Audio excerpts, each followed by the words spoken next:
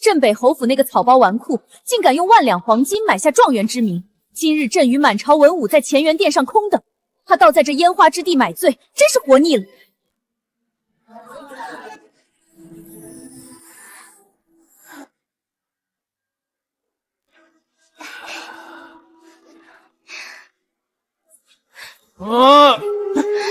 想不到杨兄有状元郎的才情，竟能一举夺魁，真让小弟五体投地。杨兄才华横溢，不如作诗一首，给大家助助兴，可好？状元郎的绝句要落在我们这儿，这满楼纸粉香可就染上墨香了。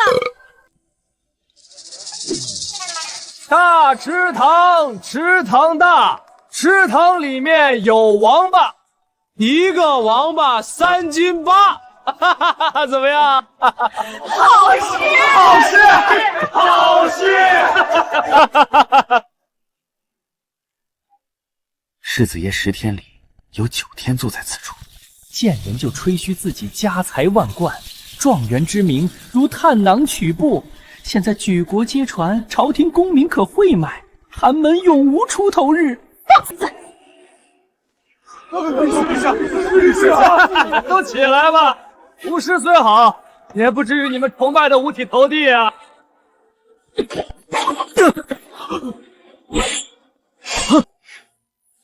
大胆洋溢，状元功名都敢讳莫，乱我国威！今日朕便斩了你！好像死了。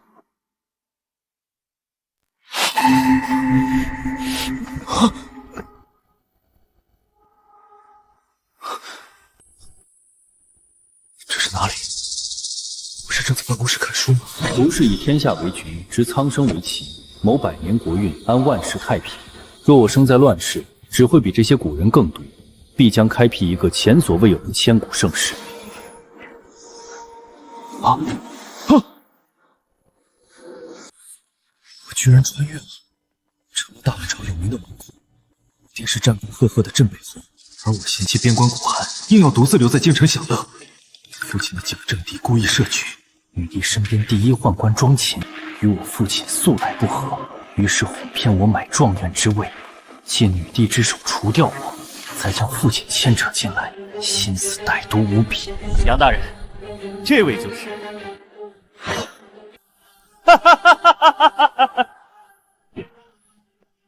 原主被酒色掏空了身子，又让女帝一下，竟然直接猝死了，真是个废物。原来没死，那朕今日就替天下学子斩了你这名不副实的草包！镇北侯敢与咱家作对，今日就拿你这废物儿子开刀！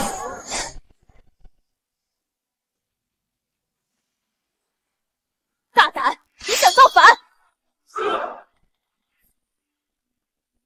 陛下，大武如今龙气散失，危在旦夕，内有蛀虫啃人根基，外有群狼恶虎环伺，表面看似光华强大，实则千疮百孔。废话，但凡读过2天书，哪个不知道？北方天灾连绵，不出10日灾民必反。届时突厥趁乱进攻，大武覆灭弹指一间。那时，陛下又该如何应对？连当朝宰相都看不出的局势，竟被他一脸洞破，难道他并非庸才？这些让陛下夜不能寐的东西，臣屈指可就，至少保大武过运，再续百年。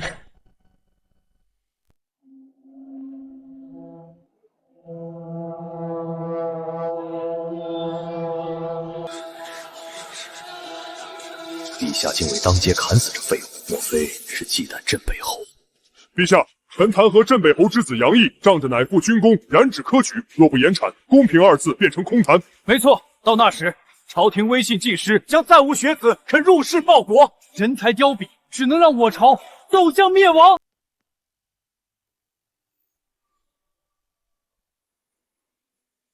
如今朝政皆被尔等昏庸废物把持，想无灭亡矣。放肆！老夫乃先帝钦点进士，鞠躬尽瘁30载，岂是你这纨绔能污蔑的？你倒说说，老夫有何昏聩之处？人在其位，不谋其事，致使国库空虚，民生凋败，便是最大证据。那是因为天灾连绵，换了别人来，未必有老夫做得好。耳风耳禄，民脂民膏，下民易虐，上天难欺，做了什么？做了多少，你心中有数。好，好一个下民易虐，上天难欺，倒有几分文人风骨。出涉朝堂，竟毫无畏惧。难道他平日扮作玩处，只是在为父藏拙，以保我镇北侯府？陛下，这时考官早已招供，这可不是他能狡辩的。陛下，寒门学子群情激愤，要求力斩杨毅，以正市民。再不处置，恐失人心。这纨绔连考卷都是空白的，陛下不信可以开封验卷。简直是目无王法！就是。杨毅，你为何不替自己辩解？能插手科举公正的，必是权势滔天之人，自然也伪造好了一切证据。草民空口无凭，辩解有用吗？确有几分道理，不妨考他一考，看看他腹中才华有几分真假。你若能证明自己的才学无假，朕便饶恕你；否则，诛九族。还请陛下出题。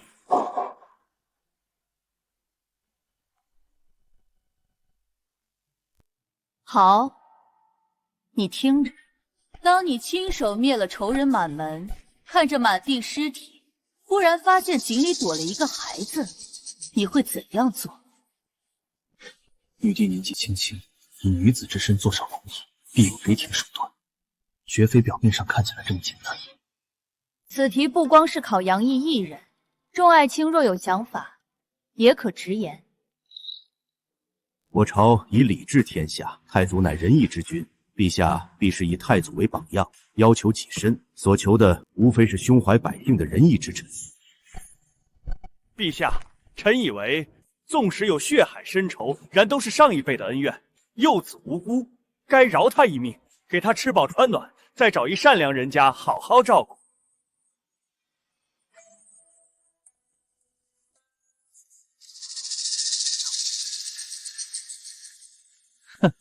我看杨世子胸有成竹，似乎有一番不同的见解。答不出来，草民会拿出一把刀和一颗糖递给他，让他自己选，这倒公平公正，给那幼儿机会选择自己的命运。若他选刀，那说明此子有了杀心，断不可留。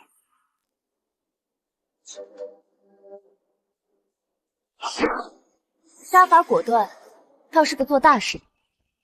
若他选择了糖，说明他城府极深，此子断不可留。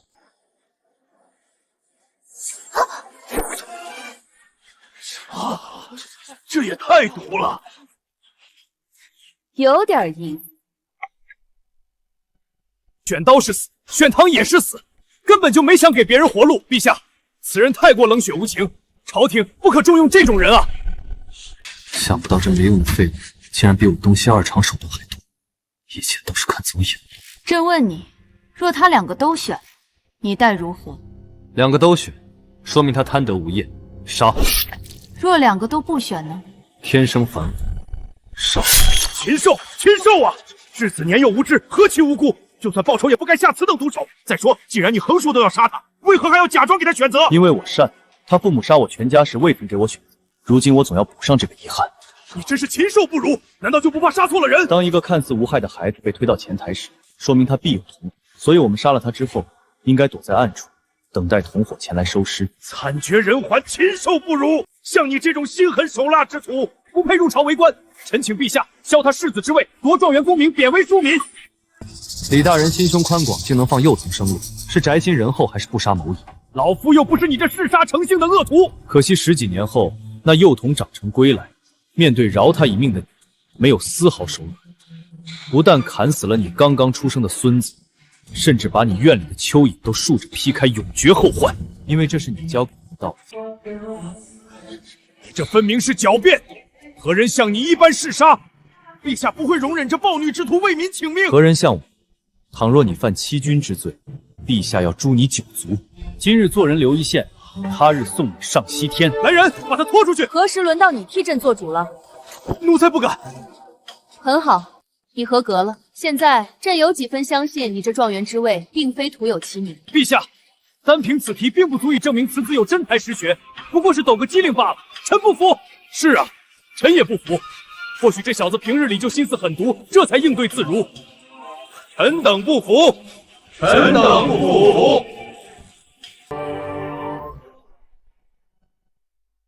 倒也有理。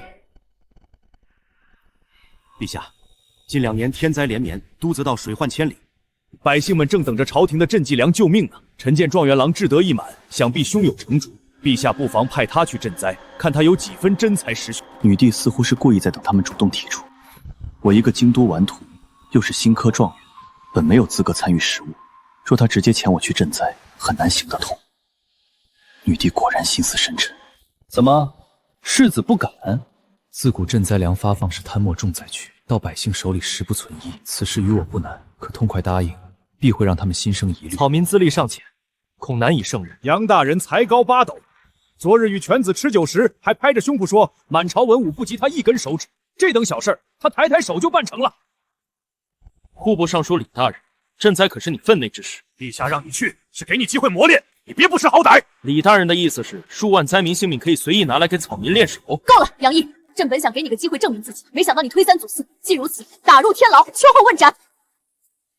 赈灾之事你接是死，不接也是死，要怪就怪你处处挡咱家的路。既是陛下谕旨，草民自当领命。这是拉着朕陪他演戏，之前的纨绔相都是演出来的。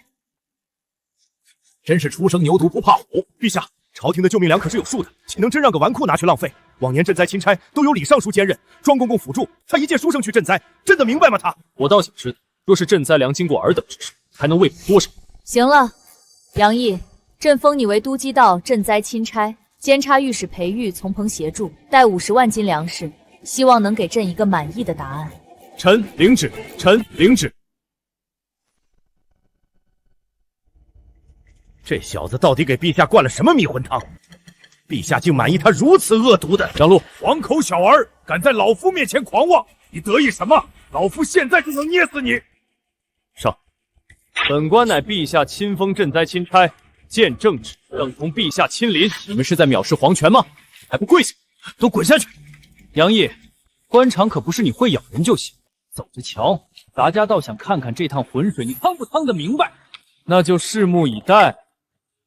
该死的小杂种，手都伸到本官兜里来了，假以时日，是不是还想踩在老夫头上？李尚书少安勿躁，赈灾一事油水丰厚，一路上多少人盯着这块肥肉呢？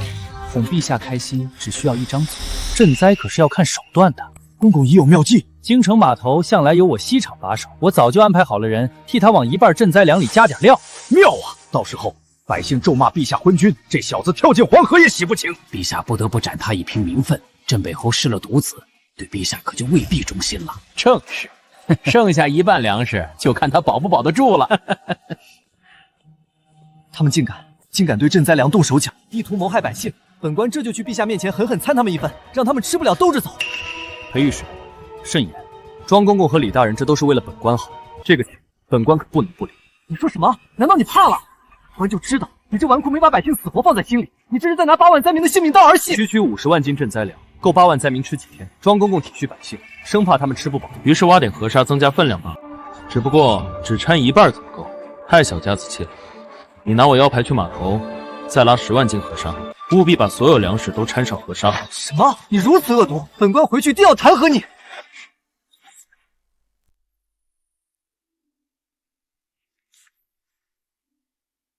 永宁参见陛下。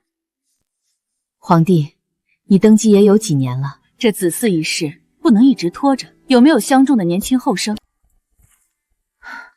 母后，武朝内忧外患，儿臣政务缠身，无暇顾及儿女私情。再说缘分这种事也强求不得。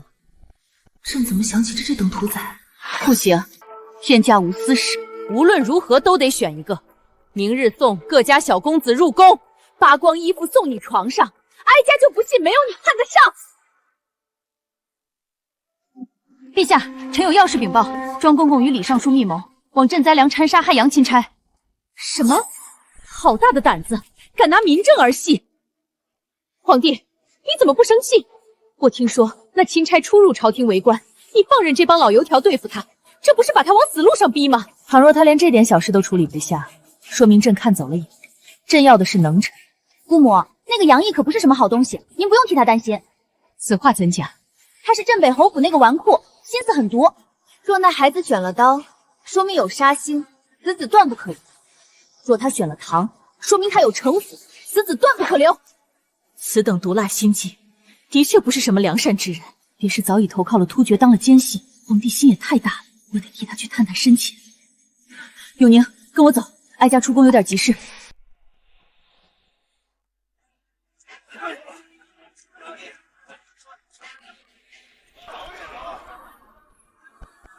蠢货，就这脑子还想跟督公作对？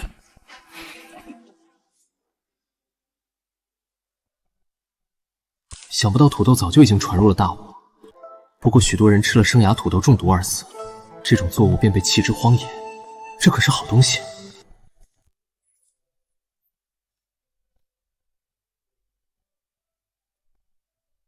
都什么时候了，还在玩火？陛下竟然真让一个无脑蠢货来负责放粮，真以为谁都能把手插进我户部？听好了，本官是见到本钦差要自称下官。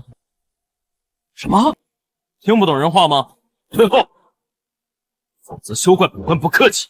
告诉你，我可是户部院外郎，户部尚书李长甫是我表舅。你一个废物世子也敢对我大呼小叫，小心我打断你的腿！聒噪！圣旨，下官张度参见钦差大人。免礼。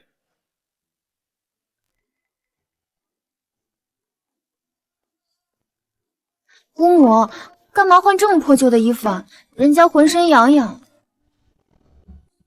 什么味道？好香！这是何物？竟从未见过。就会嘴上逞能！我告诉你，督族道上下全是我表舅的门生，你想把粮食完完整整送到那帮贱民手里，做梦！这可是天子脚下，岂容你一个小小员外郎一手遮天？真是岂有此理！一个玩忽职守，尸位素餐；一个结党营私，欺君罔上。我大吴朝的礼制，竟是烂到了根子里。你说你放着好好的世子不当，玩什么命？官场上混，不是光有家世背景就行的，还得看门路。天灾年年有，苦一苦百姓不就过去了？苦一苦百姓，痴心妄想。我杨毅既已入朝为官，就是要为天地立心，为生民立命，为往圣继绝学，为万世开太平。好一个为天地立心，这才是我武朝的好儿郎。尽管嘴硬，很快你就笑不出来了。灾民们一旦打开粮袋，发现里面掺了砂石，到时候就是你的死期。为天地立心，为生民立命，小小年纪竟有这等胸怀气魄，什么纨绔子，这分明是栋梁之才。朝堂险恶，镇北侯又不在眼前，他如此行事，不过是为了自保罢了。此人长得也是眉清目秀，给哀家当女婿最实实不过。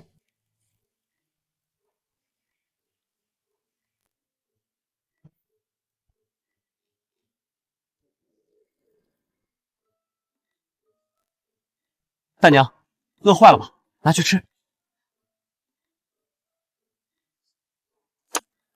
黑乎乎的，是人吃的吗？我不要！你敢欺负我？我可是……不管你是谁，都不该浪费粮食。你知不知道灾区多少灾民连口热粥都喝不上？公子教训的极是，是我这侄女不懂事。您吃我这个。这人间竟有如此美味，这是何物？这是土豆，好吃不是它的优点，道产才是。能有多高产？小麦猛产300斤，而土豆若种得好，能产3000斤。什么？3000斤？他一个侯府纨绔，怎么可能懂种田？姑母，他哄你的。要真这么神奇，老百姓还能饿肚子？生了芽的土豆致死，灾民以为有毒，这才不敢膳食。瞎吹，姑母才不会信你。我信。居然有此等神物，你能否再给我几个？我要带回去给我女儿尝尝。杨大人，真是太感谢了。这次也给你们一个惊喜。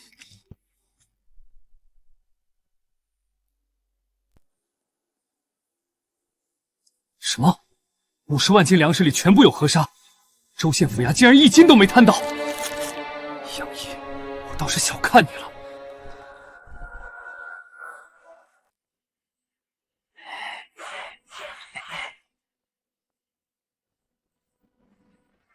陛下，800里加急，突厥10万铁骑南下犯边。这帮蠢材，平日里争权夺利，遇到大事只会支支吾吾，镇压这些饭桶有什么用？对了，杨毅呢？这都15日了，赈灾赈的怎么样了？他会不会有主意？杨千差昨日已回京，只不过陛下，此人任上昼夜寻欢，昨夜回宫更是直奔教坊司，根本就没有好好赈灾。什么？此话当真？文库才装了几天就不装了？锦衣卫当场抓住的。咱家说你嫖了，你就嫖了。立刻给朕把他抓回来！赈灾钦差任职期间夜宿教坊司，杨大人，请吧。又是庄前这条硬物，这次让你吃点苦头。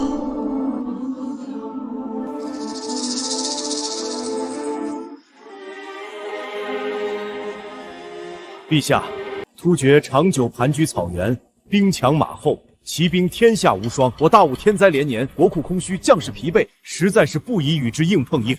是吗？李大人说的是啊，如今这局面对我们不利，倘若战事一起，百姓更是不得安生。为今之计，只有割地求和，方能保住我大武朝的根基。没错，区区6座城池，割就割了，等国库充实了，再拿回来就是。你是太监吗？说割就割。臣可是翰林院正4品，岂有你这小儿污蔑？翰林院正4品，看来圣贤书也没少读，可惜都读到狗肚子里去，张口就是卖国求荣，6座城池100万性命，竟成你口出苟言残喘的工具。陛下明鉴，臣冤枉，臣只是想让陛下看清形势，勿做无用牺牲。那百姓便可牺牲吗？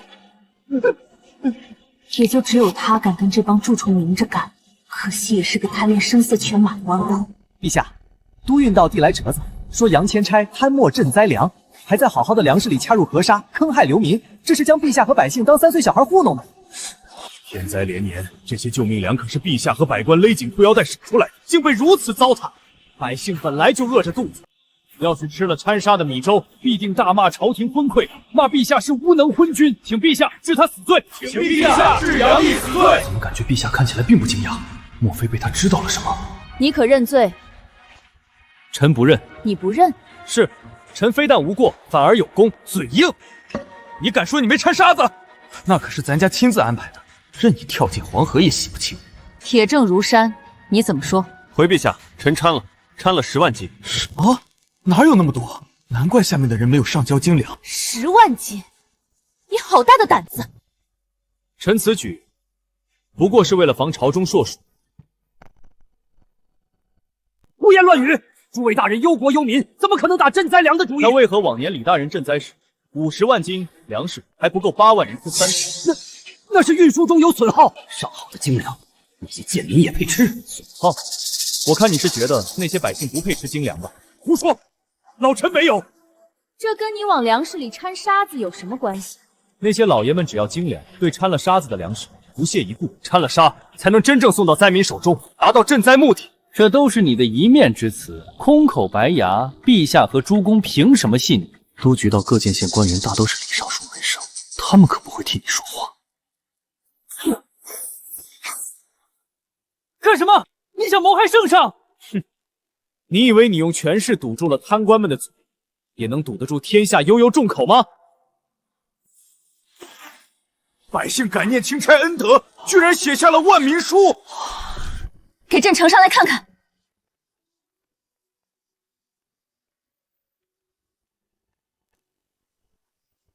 这不可能！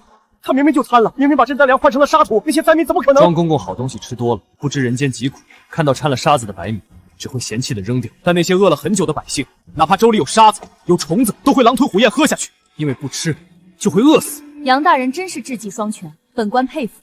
杨毅赈灾有功，赏。陛下，你别忘了赈灾期间多次流连教坊所，玩书职守，按律当杖责一，应之查办。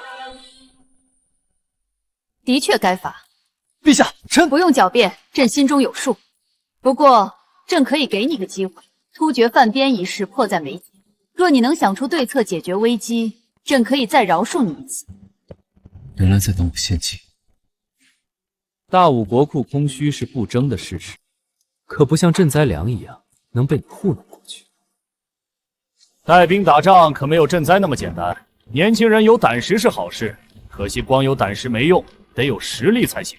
你要说不出个所以然，就乖乖去领板子，承认自己无能不丢人。难道是朕高看了他？他本是纨绔，此事的确难为他。算了，你退下吧。陛下，臣有一计，能一劳永逸，解决突厥之患。什么？一劳永逸？哼！黄口小儿，狂妄至极！突厥与我纠缠100年，何等凶残！多少名将不敢轻言一劳永逸，难道众人皆蠢，唯你能？纵有太祖之勇，遇突厥也需步步为营。你一书生休要狂言，你怕是连刀都提不动，也配在此大言不惭谈论边患？杨大人有报国之心，本官钦佩。突厥却并非流民，你若将突厥人当作灾民应对，恐怕会马失前朝。李尚书的劝诫下官谨记，食君之路便担君之忧，纵然马失前朝，也胜过做一只缩头的王八。竟敢骂老夫是王八！你这小子实在是目无尊长。行了，无需争吵。你究竟有何退敌计策？速速道来。首先要让突厥人心平气和坐下来听我们的条件。我还当有何妙计，结果不还是要坐下来和谈？若是你，会跟一个乖乖割地求饶的废物谈条件吗？突厥是狼，我们是羊，狼是不会跟羊谈条件的。除非你先狠狠地给他一拳，让他知道大武这只羊会咬人，而且咬人很疼。废话，若大武有此等实力，早就直接开战了。陛下也不会为此忧心。李大人敢跟本官打个赌吗？若本官有制敌妙法，你就扒光衣服在这大殿上一拳。好，本官跟你赌。倘若你输了，就是欺君之罪，按律当诛9族。好，别卖关子了，到底是何计策？抬上来，请你准备好了。好。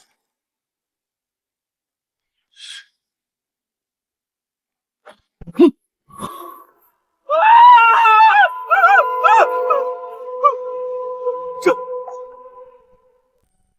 守城妙计，臣早已备好。抬上来！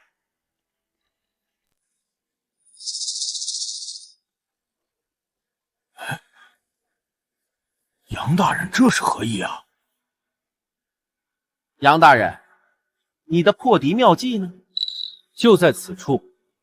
呵呵，这不就几个破木桶吗？难不成你这木桶里装满了石头，要拿去砸突厥人？到底是书呆子，遇到实际问题只会想当然。这木桶计，太祖当年早已用过，收效甚微。突厥人身经百战，最善攻城，难道会对高空抛物一点不防？便是想防就防得住吗？我这桶中之物正是破敌关键。故弄玄虚，我从未上过战场的毛头小子，自然不知突厥人的凶猛。要是区区几个烂桶就能破敌，咱家当场把桶吃了。你确定？当然确定。陛下可为咱家作证。倒是你犹犹豫豫，该不会是为了免除责罚，随意拿了东西来充数，妄图欺君吧？庄公公既然不信，就请亲自揭开桶盖，一探真假。哼，无非就是一些奇技妙巧，我东厂什么稀奇古怪的玩意儿没见过。小宗你可杀不进突厥人，欺君罔上，我等着看你被凌迟。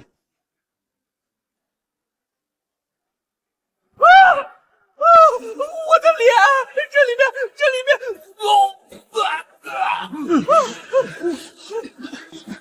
臭死了！竟然是粪便，还是主废的粪便！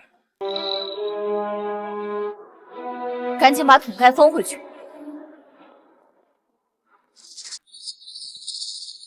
杨毅，你敢戏弄咱家，还让满朝文武在这里陪你看屎！慌！朝堂不是你们了结私人恩怨的地方，你若不能给朕一个满意的解释，朕今天绝不轻饶。你当突厥人没见过大粉？这东西若能御敌，那曲国的攻防也不用造兵器盔甲了，找农民拉点这黄白之物就是了，简直荒谬！本将驰骋疆场20年，什么肮脏手段没见过？你这也太肮脏！大粉怎么可能杀人？粪汁掺油，煮沸之后滚烫无比，从城头浇下去便可烫伤敌人，使其失去作战能力。想要烫伤敌人，倒开水、倒热油，哪个不行？何必多此一举？这都是本将玩剩下的招式，伤敌可行，破敌无用。是啊，无非是烫伤敌人一层皮罢了，还能杀了他们不成？只要护住头颅，一样可以再战。烫伤皮肤后，才是这粪汁发挥作用的开始。粪汁乃肮脏之物，接触伤口后，便会使伤口溃烂发炎，引发恶疾，快速不治身亡。莫说战场的医疗条件，就算是御医在侧，也未必能保住性命。此物居然是这么用的，可粪汁为何能让人染上重病？莫非他在粪里下毒？这不过是你想当然的一面之词。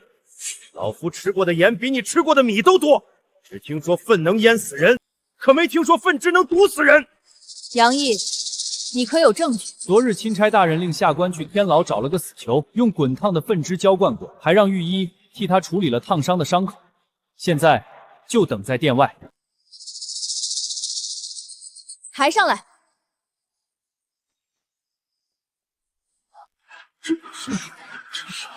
陈太医，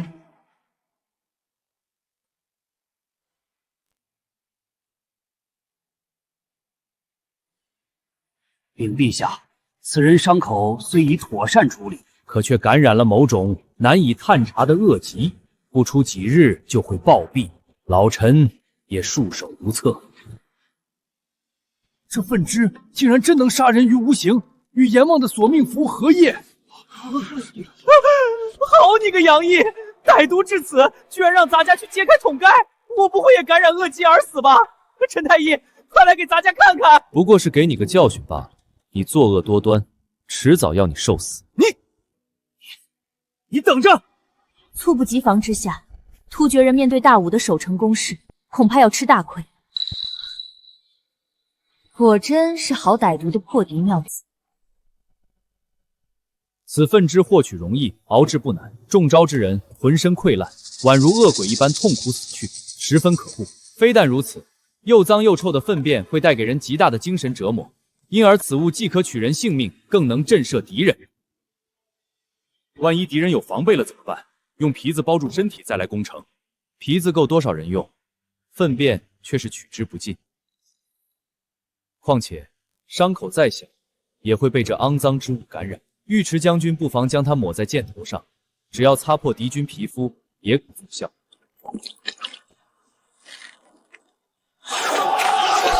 若是不嫌麻烦，还可以让前锋战士长矛沾矢，刺向敌军。若用毒，恐剂量不足，但此粪水沾敌必死。果然还是你们读书人最歹毒，不过确实好使，真有你的。此计名为金枝计，足够陛下狠狠给那突厥一拳。什么金枝计？分明就是断子绝孙的歹毒之计。金枝计，你这小子真是有点意思。婉儿，将此毒计，不是妙计，快马加鞭送去边境。陛下不可，此法或可破敌，毕竟有伤天和。我五朝泱泱大国，用这粪水退敌，有伤朝廷体面，怎能让对手心服口服？庄公公说的没错，此计或许会有奇效，但未免太过歹毒。而且万一伤了自己人，又该如何？胜败乃兵家常事，战场上就要堂堂正正的胜，方显我大武男儿本色。这臭东西有违武德，末将宁可马革裹尸，也绝不用这种污秽之物。打死我也不用这种卑劣手段，这太有失体面了。哪来的一群少爷兵？将士们的性命竟被尔等看得如此轻贱，你们以为战场是何处？是给你们镶金嵌玉、升官发财的地方吗？有伤天和，有违武德，你们放任敌军入城屠戮百姓，看着将士们白白送死，踩着他们的尸骨混功勋的时候，怎么不说有伤天和了？陛下，闭嘴！在亡国灭族面前，在万千将士性命、无数百姓安危面前，赢才是唯一的体面。你们若是不行，就趁早滚回家种地。大武军营不需要这种废物。说得好，突厥10万铁骑虎视眈眈，妄图从我大武百姓身上狠狠撕下一块血肉，尔等还在顾忌狗屁的体面。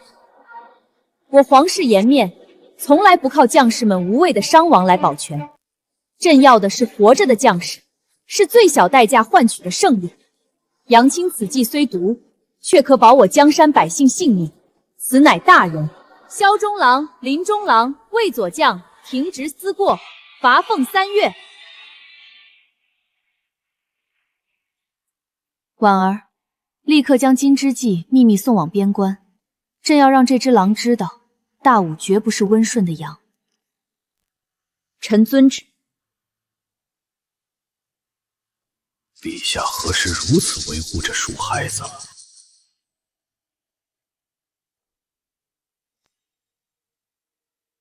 陛下，就算杨大人此计真能伤敌，那也不过是暂缓了突厥南下的脚步，与一劳永逸可沾不上边。没错，太祖封狼私勋，几乎灭其王庭。然不过30年，突厥复起，先帝离庭扫血，杀了近20万人，也不过换来10年太平。杨毅坚不能提，也敢夸下开口，分明是欺君。林爱卿说的不无道理，突厥乃游牧民族，逐水草而居，其兴衰的确不在于一城一池得失。金之计素然可以反制，可也远谈不上干除2字。没错，不过陛下忘了一件事，臣刚才说的是打他一拳，而非消灭突厥军队。这一拳自然伤不了突厥的根本。你小子可真逗，打仗不为消灭敌人，那你打他干什么呀？这不是浪费功夫吗？战争永远不是看谁杀人多，而是看从一场大战中能获得什么利益。反哺于民才是战争真正的目的，而我们的目的就是要给突厥一个安稳的生活环境。什么？还得攻着他们？突厥狼子野心，100年来一直觊觎我中原沃土。我们既有破敌手段，为何不学太祖指导王庭？难不成咱们还能怕了他们？李大人这么快就忘了突厥大举进犯的原因？大武天灾粮荒，国库空虚，对于突厥来说是个极好的机会。正如陛下所说，突厥是游牧民族，每当气温骤降，生存受到影响，便会南下劫掠资源，以续生机。所以杨大人方才说要给他们一个安稳的生活环境。正是，突厥地方贫瘠，不系种植，却极为适合束养牛马羊等牲畜。若在边境设置交易所，以茶叶、丝绸、米面等与突厥交易，互通有无。如此一来，突厥便能稳定的得到生活物资，也就不必再发动战争了。我大武也可以休养生息。确实是个好主意。长期发动战争会损失大量人口，突厥也不是傻子。只要这交易所能长久的存在下去，我大武就安全了。想不到状元郎除了毒计，也有真正的良策。竟真让这黄口小儿找到了对策。很好，杨卿此言，振聋化聩，不愧是朕的谋士。朕这就将他当成大武国策来施行。婉儿，取我奉喜。是。陛下稍安勿躁，臣的计策并非如此。什么？你敢戏弄陛下，找死！让他说下去。陛下，微臣说的是一劳永逸的解决突厥，可不是跟这帮畜生和平共处。你的意思是？自然是斩断突厥国运，令其彻底溃散，让突厥这2个字从世上消失，从此只存在于故纸斗中。什么？让突厥彻底消失？正是，微臣有10成把握踏平突厥。杨大人为了哄骗圣心，还真是敢想敢说呀！太祖英武半生，也只能将突厥困于漠北，你张口便是踏平，莫非以为功业已远超太祖？是啊，到底是没见过什么世面的书生。杨大人，你知不知道这话意味着什么？那可是为我大武开疆拓土的功绩，你当真有10成把握？如此黄土霸业，难如登天，杨毅真的能替朕做到吗？灭一国未必要靠战争。陛下可知2国形成稳定交易链后会是什么局势？2国会互相依赖，形成供需关系。对也不对，并不是互相依赖，而是突厥完全依赖我大武。说下去。陛下可以想想，届时若大武只高价收购羊皮，会出现怎样的局面？突厥人会大肆养羊，而不再蓄养牛和马匹。正是，羊这种家畜与其他牲畜不同，会连同草根一并吃掉。很快突厥草场便会枯竭，到那时陛下便可颁布一道圣旨，禁止大武商人收购突厥羊皮。那时，突厥又会如何？突厥遍地是羊，却无法脱手，草场枯竭，又无法继续放牧，百姓饿殍遍野，甚至无法点齐兵马与我大武一战。那时候咱尉迟敬就带10万大军趁火打劫，直捣黄龙，把那突厥小儿杀个干干净净。杨毅，杨毅，你小子可真毒啊！有你的！经济受制于人，只有死路一条。原来如此，经济受制于人，便会死路一条。杨爱卿此言，朕红化溃。好，一策谋一国，乃是奇谋。此子不简单，或许他真能助我一举结束6国并立的时代，成就一段前无古人后无来者的丰功伟绩。朕要让列祖列宗都看看，女子也能成为千古一帝。此计看似是妙计，却是个要命的绝苏毛。这计谋起码要害死几万乃至几10万人。杨大人，百姓可是无辜的。是啊，杨大人，您是状元，可不是阎王啊！那些虽是突厥人，可也是平民百姓，你此举未免太过阴毒，天理难容。陛下，朕也想听听他会如何应对。得饶人处且饶人，既然可以兵不血刃地制约突厥，何不与之交好，维持商贸往来，也好充盈我国库？李大人，刚才你跟本官打赌说，若本官有制敌妙法，你就扒光衣服在大殿上滚一圈，请吧。正说突厥的事呢，你扯这个干什么？那不过是玩笑，做不得数。本官可是3品尚书，扒光衣服成何体统？杨钦差就算是想出了退敌的金枝计，也没必要这么咄咄逼人。同僚之间何至于此？尚书大人这是要反悔。哼，胡说八道！你不就是想趁机敲老夫一笔竹杠吗？你若想要钱，老夫给你就是了。谁让老夫不屑于与你计较呢？侯府世子还能缺银子？同僚间一个小小赌约罢了。大人反悔便反悔，不过损失一点颜面，下官也拿你无可奈何。可倘若是突厥人反悔，什么？你说什么？突厥人会反悔？没有任何一种关系是永恒不变的，更何况是一直想将我中原沃土占据为草场的突厥人。人的本质是贪婪。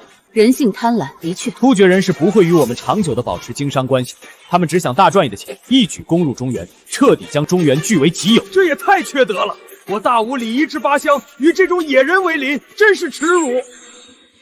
突厥人在马背上长大，举足善战，若不趁其疲软将其斩草除根，我大武朝离倾覆便只有一线之隔。这根本不是一回事，你强词夺理。这世界上只有猫和猫做朋友的事，没有猫与鼠做朋友。突厥与我大武之间，从来不是与猫与猫的关系，妥协是换不来和平。陛下，您想当猫还是鼠？好一个猫鼠游戏！杨爱卿字字句句都说进了朕心坎上。不过，朕不当猫也不当鼠，朕要做那百兽之王的老虎。此事就按你的意思办。可是陛下，李尚书，有空在此做唇舌之争，不如给朕想想如何充盈国库。新科状元杨毅赈灾有功，志绩无双，封中书舍人，赐皇城向阳街8进宅邸，以后住得离朕近一点，替朕好生谋划。臣谢恩，退朝。想不到状元郎长得风神俊朗，人畜无害，手段却毒辣无比，连绝户计都想得出来。此策看似阴狠，实则是阳谋，而且只要实施得当，大概率会成功。婉儿，你亲自去一趟边关，务必将杨清此策完整无误地实施下去。是。对了，陛下，太后邀您去慈宁宫共进午膳，说有要事与您商谈。母后能有什么要紧事？怕不是又要催朕成婚？中书舍人这等重要官职，原本该属于您的得意门生，却被陛下给了镇北侯府那个顽兔废物，咱家真是替大人不值。陛下这是在借镇北侯之事敲打老夫呢。丞相告老后，中书令之位一直空悬，恐怕他也看出了老夫的意图。您替朝廷劳心多年，理应是丞相之位的不二人选。陛下却借由国库空虚的名义推了又推，如今恐怕更是想过河拆桥啊！陛下这手制衡之术玩的是越发炉火纯青了，可惜毕竟是个女人，没什么主见。大武如今强敌环死，可不止突厥虎视眈眈，等着吧，大钱的使者很快就要来了。那杨毅不过瞎猫碰上死耗子，有几分歪脑筋，真遇上大钱这种强国，可就不够看了。到时，陛下还是得依仗您。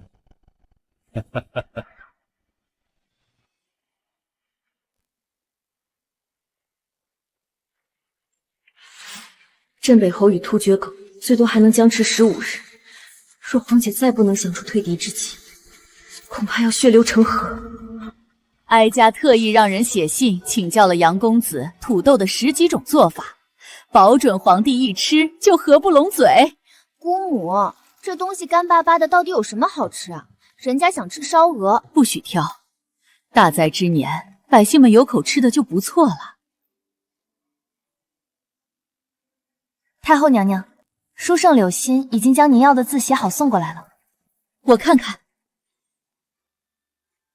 好，太好了，给哀家挂在正中央，哀家要日日用它警醒自己。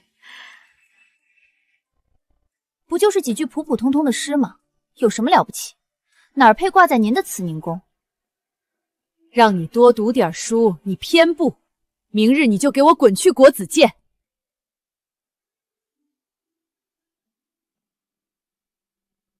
为天地立心，为生民立命，好句！何人竟有如此胸襟？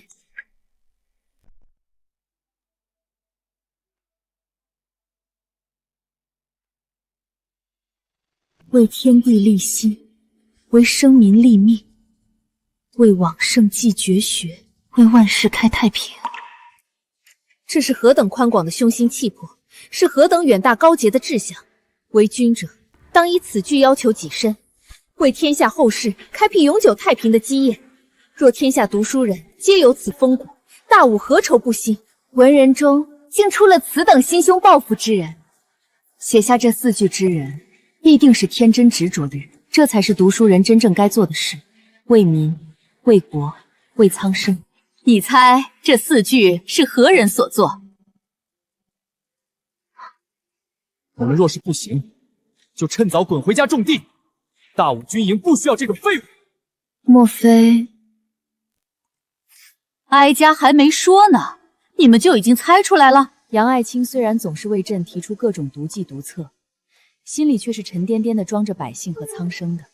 除他之外，无人能写下此等绝句。朕有时候觉得，若朕做错了事，他也会毫不留情地指出。杨大人是雷霆手段，菩萨心肠。俗言道，良臣忠于君，可杨大人却是忠于天下苍生的。母后请将这幅字赐给儿臣，儿臣要挂在御书房中，日日警醒自身。启禀陛下，10万火急！速报！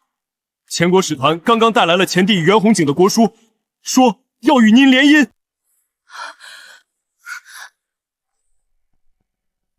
什么？岂有此理！竟胆敢求取我大武国君，这分明是觊觊觎我大武领土。使团何时入的宫？鸿胪寺为何没有提前整报？禀陛下，使团并未入宫，而是将国书在市井中大肆宣读。什么？庶子怎敢！臣这就替陛下斩了他们！慢着，前国使团敢如此乖正行事，必定有恃无恐。镇北侯那边可有消息？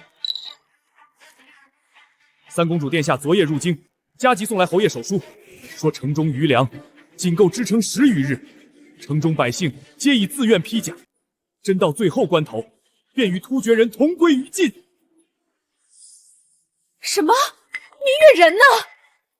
殿下尚未入宫，这可怎么办？若是连镇北侯和三表姐都挡不住突厥人，那陛下岂不是……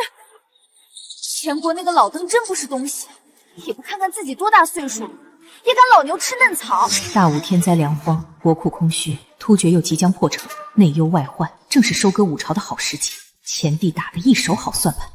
婉儿，你即刻动身，将杨毅的金之计带给镇北侯，并安排后续交易所事宜，务必将杨清的策略完整实施。是。召集4品以上官员速往乾元殿议事。对了，杨毅人呢？把他也叫过来。属下刚才看到杨大人出宫，往长安街方向去了。长安街？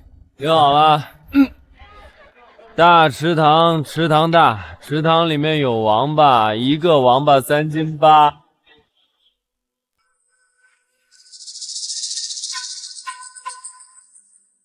这个混账，朕还以为他真的改过自新了，立刻派人把他给朕抓回来。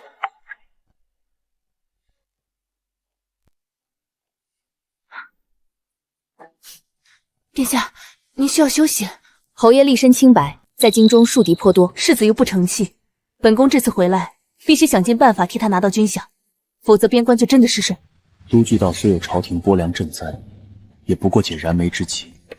中央财政紧张，非但拿不出买粮钱，更打不起仗。若邻国趁火打劫，后果不堪设想。必须想办法快速替大吴搞到钱。来钱最快的方法就是抢。想要丰盈国库，只需一个肥羊，去哪儿找呢？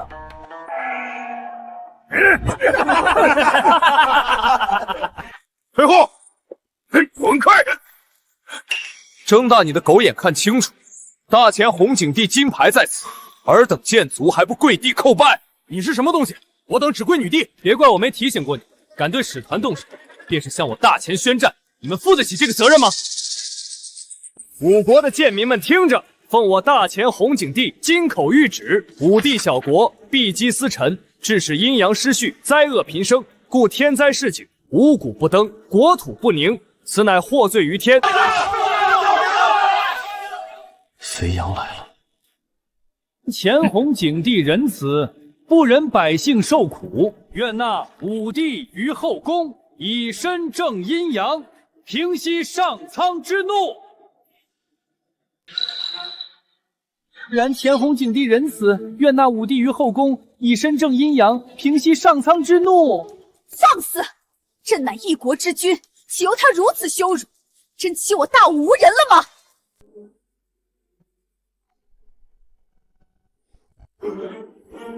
拖下去！说话呀，都哑巴了吗？陛下毕竟是大吴国君，怎可随不外驾？前帝不过是贪恋陛下美色，趁火打劫罢了。废话，朕能不知道这些？朕想听的是，该怎么办？胆敢以后宫之位玷污陛下，分明没把我大吴放在眼里。俺尉迟敬愿率领10万将士与前国决一死战。尉迟将军不当家不知柴米油盐贵，我大吴正与突厥难解难分，又历经天灾，国力受损，国库空虚，实在没钱支撑另一场战争。本将不懂你这些弯弯绕绕的，俺只知道君辱臣死，俺愿意为陛下分忧，那也得有钱打。前帝如此霸道，正是因为休养生息几十年，又风调雨顺，国力正强盛。别人打得起，我们可消耗不起。红景帝自命不凡，自比先祖，野心勃勃，想要开疆拓土，盯上大吴，也是意料之中。没错，前帝送来这份国书肆意羞辱，正是想逼迫我大吴主动翻脸，这样他们好顺理成章发动战争，吞并我大吴领土。那你说朕该如何？就任由他们欺辱？陛下，小不忍则乱大谋，可千万不能因为争一时气气，陷百姓安危于不顾啊！别人都骑到脸上来了，你们还叫朕忍？使团故意在民间大肆传颂，为的就是激怒陛下。你可千万不能冲动，如此便中了他们的奸计。那朕该如何？难道你们真要送朕去和亲？是皇亲！呸！癞蛤蟆想吃天鹅肉，陛下才不会嫁给前国那糟老头子呢。就是，听说那老皇帝都快50岁了，老牛吃嫩草，真不要脸。年纪大才会疼人。凤阳帝20出头，含苞待放，抓紧时间替我大前开枝散叶，才是对百姓最大的功劳。舌头若是不想要了，本将不介意帮你割下来喂狗。又一个小娘们儿，五国让娘们儿坐江山，还让娘们儿去打仗，难怪国运衰败至此。你们五国男的都死光了吗？别说这娇滴滴的小脸蛋儿，长得也颇有趣，你也配得上我大前天子。不如跟你们女帝一起进宫伺候，伺候的好，封你个贵妃当的。大胆，竟敢口出狂言！你知道这位是谁吗？不就是个刀口舔血的武夫吗？要不是看你有几分姿色，你以为自己算个什么东西？吾等代表的可是大前红景帝，你想开战吗？胡同，住手！听见没有，狗东西，主子让你松手呢。胡同，你们两个给我等着，本将迟早带人踏平了前国。穷的连饭都吃不起了，拿什么跟我大前开战？你回去问问你们女帝，她敢吗？我们可是大前使臣，就算是两军交战，也无人敢动我分毫。不过是路边的2条疯狗，杀就杀了。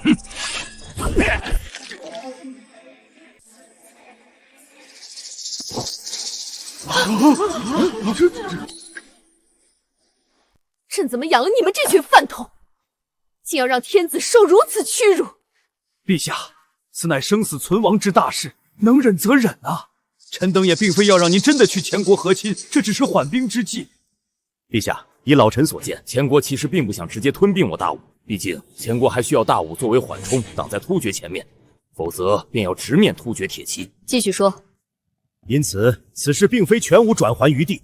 陛下完全不必与区区几个蠢货争一时气气，反而要稳住他们。你的意思，朕要先答应下来，只是先拖延一些时间。如今我大武朝缺的是钱，臣有2策，可帮陛下快速充盈国库。届时，管他前国还是胜国，都不足为惧。爱卿有奇谋，说来听听。其一，都局道粮库空虚，因而粮价上涨，而苏杭等地粮仓充实。只要扮作行商，将粮食从外地运入都局道，便可大赚一笔，国库可以快速充盈。其二呢？其二，增收平儒饷和边春绢，再令各州府预征3年茶盐税，如此2个月内便可筹集白银800万两。真不愧是加税乃户部尚书，竟是些发国难财的肮脏手段。陛下，老臣深知加税乃下之策，然国库空虚至此，又有突厥前国南北夹击，实乃不得已而为之。虽伤民力，却可保国本啊！我们才有与前国一战的资格。奴才这就去将使事团请进宫，好生安抚，替陛下多争取一些转还时间。退下吧。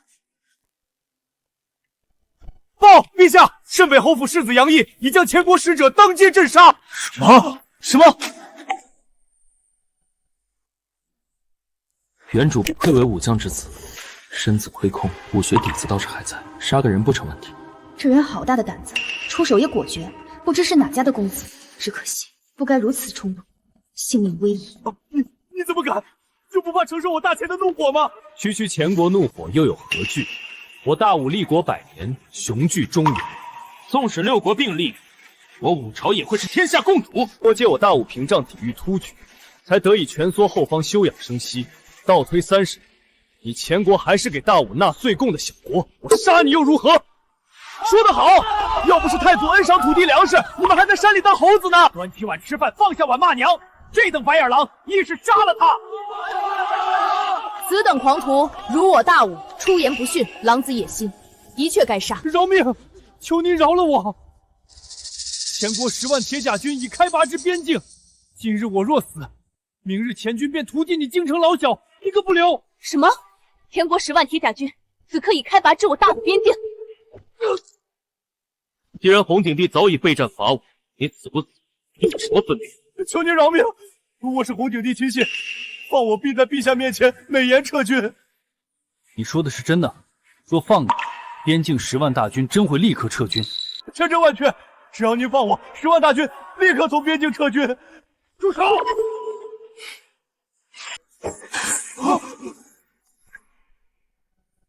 这纨绔子果然不能以常理度之，迫不及待地把把柄往前皇手里送啊！我大武朝要完了！陛下，探子来报，前国10万铁甲军果然已在路上，不日即可抵达怀远道附近。果然是想趁着动手，我们理亏在先，再无谈判余地，此战恐怕避无可避。陛下，眼下国库亏空，镇北侯那边又与突厥僵持不下，此刻可万万不能开战，不如把那杨毅绑了交出去，争取一些时日。臣愿为陛下凑齐军费。陛下，锦衣卫想必已经出动，立刻就能将此叛逆捉拿归案，以平息前国怒火。真是天助我也！原本还想慢慢对付你，你自己找死，可怨不得旁人。拿下！此人斩杀使之谋逆，抗命者同罪算处。此人斩使坏邦交谋逆，抗命与他同罪，奉令捉拿。他俩赌术互斗而死，无凭无据，尔等休想冤枉好人。我等亲眼所见，无凭无据，你们不能乱抓忠良之士。都给我闭嘴！再敢多嘴，一并治罪。杨毅，别当别人都是傻子，这次你捅了天大的娄子，就算镇北侯来了也保不住你的命。你是镇北侯世子，传言废物，竟如此胆色过人。锦衣卫先斩后奏，以烟留诏狱，速速将你带走！此人乃陛下要保之人，你们无权将他带走。属下参见三公主殿下，属下有眼无珠，罪该万死。锦衣卫办事先斩后奏，遗言留到诏狱再去交代。3，少废话，别耍花样，赶紧跟我们回诏狱受审。2，你别敬酒不吃吃罚酒，就要在此拖延时间。1。奉陛下口谕，宣杨大人进宫，所有人不得干涉。这贴身影子，他竟被陛下如此看重心。杨大人，请上车，属下护送您即刻进宫。梧桐，楼上那个一并杀掉，我即刻进宫面授。陛下，如今前国使臣在我大武京都遇刺，就算真的把杨大人交出去，也无济于事，反倒会加深两国的矛盾。王大人是想包庇凶手，难道他一人的性命比大武的江山社稷还要重吗？老臣并无此意，可杨大人乃朝廷命官，那封国书又有辱陛下威名，前国岂会相信此事与朝廷无关？依老臣所见，不如将此事推给马匪。不妨这样答复：前国使团远道而来，然路途险阻，贼寇横生，不幸遇难。陛下闻之，深表痛惜，特赠白银10万两，以作抚慰。有理。陛下不可！如今国库空虚，账上能动的银子已不足边关3月粮饷。若再抽出10万两白银赠与外邦，无异于是雪上加霜。若前国真的挑起战争，后果不堪设想，不如交出祸首。不错，10万两白银虚掷于敌，臣愿替陛下扫清前国患。陛下以为如何？你怎么会在这里？锦衣卫拿人！你敢暴力拒捕！来人，将这个当街杀人的凶手！行了。是朕让人带他回来的。镇北侯此刻正在前线舍命杀敌，朕不能寒了他的心。陛下，朕不杀你，你似乎并不意外。我父亲正在前线与突厥交战，此时杀其子，容易动摇军心。竟知朕所想。何况臣替陛下斩杀敌国奸细，何罪之有？陛下怎会处置臣呢？胡说八道！那几人持前国令牌，有前帝国书，并且随身携带出入关公文，怎么可能是奸细？文书可以伪造，你强词夺理，前国人可不会吃你这一套。的确，你能拿出什么证据证明他们不是使者？尔等可知，使者入境由州府上报行程，由鸿胪寺全程陪同安排行程；而一纸国书入境，则需经州县呈报，鸿胪寺接引，中书拟议，门下封驳，方达天听。废话，这些还用你来重复？臣斩杀的2人为挑起两国争端，伪造令牌与国书，于市井大肆宣扬，挑拨民怨，还伤我左5位将士。我乃镇北侯府世子，当朝中书生人，情急之下，自然不敢袖手旁观。哼，前帝又不是傻子，怎么可能轻易就被蒙骗？前帝自然不会被蒙骗，所以臣请求陛下拨给臣10万两白银，并封臣为遣前特使，出使前国，代表陛下洽谈与前帝的联姻事宜。什么？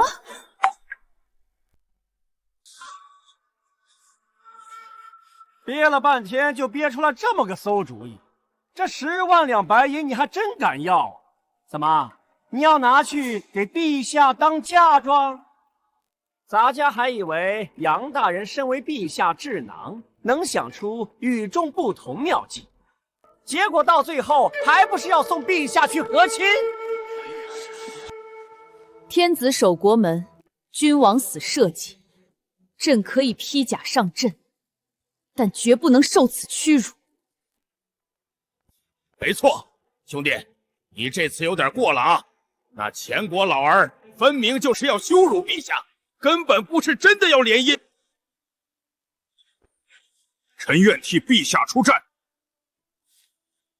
若臣说，臣能一劳永逸地替陛下解决前国这个心腹大患呢？此计不通，前国使团已经被你斩杀，此时派出使团，前帝必不肯相信。陛下错了，正是因为臣斩杀了前国使团，此事才更加可信。这话是何意？我大武毕竟是中原大国，前帝遣使当众宣读国书，辱我国君，若不杀之，我大武天威何存？的确如此。以斩奸细之名杀了使者后，再被迫应下联姻，在前国眼中，便是我朝外强中干、无计可施后的屈服。此时微臣带着银子前往，前帝对臣的目的便不会有丝毫怀疑。你的意思是？臣的意思是，既然我大武国库空虚，那就从前国的国库里掏银子，然后用他们的钱筹集军队，灭了他。用他们的钱去打他们，这也太狠毒了。可是天下哪有这么蠢的人，会把银子白送给他人？你如何保证他们一定会把钱给我们？臣愿立下军令状，以2个月为限，筹集白银1亿两。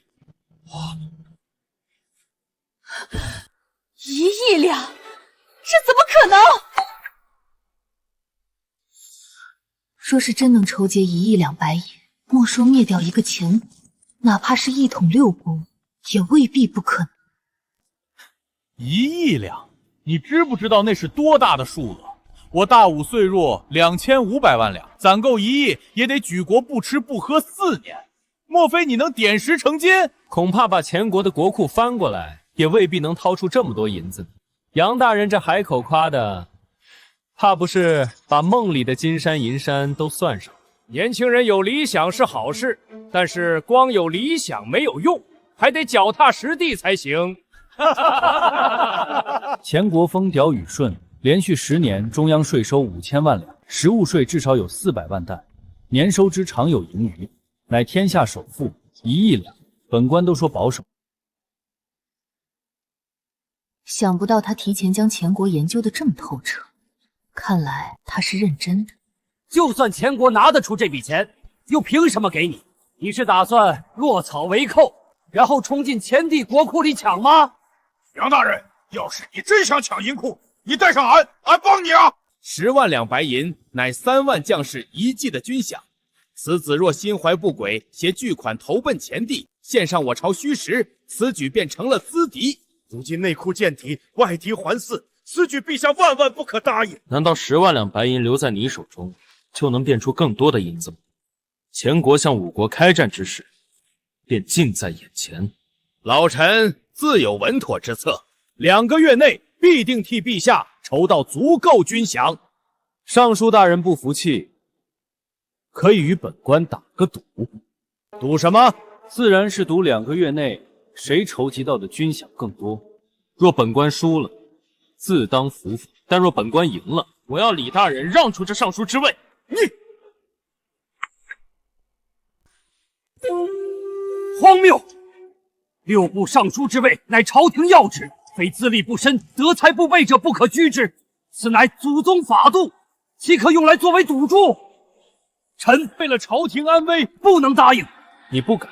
李大人是舍不得高位，还是承认自己无能？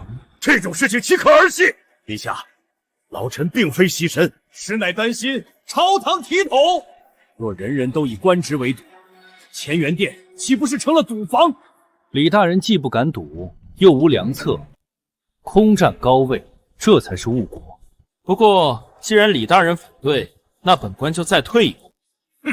李大人担心臣投敌，那臣就向陛下再献一计。此计无需国库出血。何计？陛下，贪官便是行走的国库，杀几个硕鼠就够了。臣请金牌主理此案，不出3日，必定集齐1000万军饷。既是魏公，便请李尚书以身作则。从户部查起，臣相信清者自清。但凡是个人，他屁股里就有屎。要真查下去，还不得把这里一半人都杀了？杨大人这计策果真都是毒计。臣愿与杨大人打赌，臣倒要看看杨大人能否筹到1亿两。若是还没有老夫筹得多，若我筹不到1亿两，任凭陛下处置。好，杨毅，朕封你为国器使，监察御史裴玉为副使，全权代朕商谈联姻事宜。朕从司库倒10万两白银给你，希望你不要让朕失望。臣领旨。杨毅，朕要的是结果，过程你可自行权宜。微臣定不辱使命。金枝计、绝竹计，这真的是镇北侯家那个顽太子想出来的计谋。没错，三妹以为此2计如何？虽歹毒，却有效，至少可以解决眼下危机。只是不知道镇北侯得知此毒计是世子所奉时，会是怎样的反应？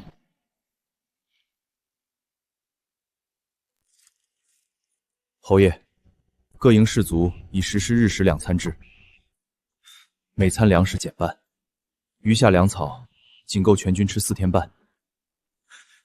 3十连外阵前数表3日前倍增，后方小路有大批战车运抵，疑似攻城气势。突厥人怕是马上就要动手，我们人困马乏，恐怕不是对手。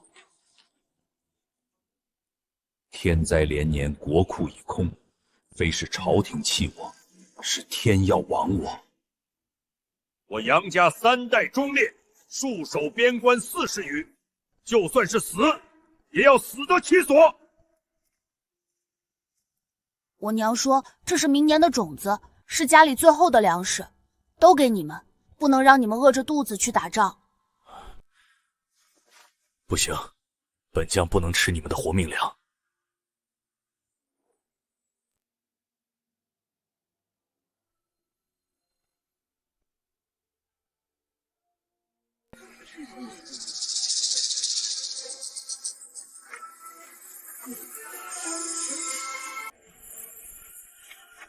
传令下去，明日午时，全军饱餐最后一顿，随本侯出关。就算是死，也要狠狠震慑突厥，为大武赢得一丝转机。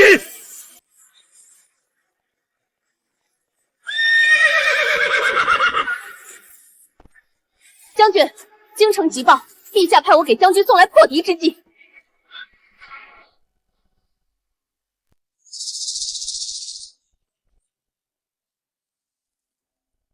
这就是你说的破敌之计？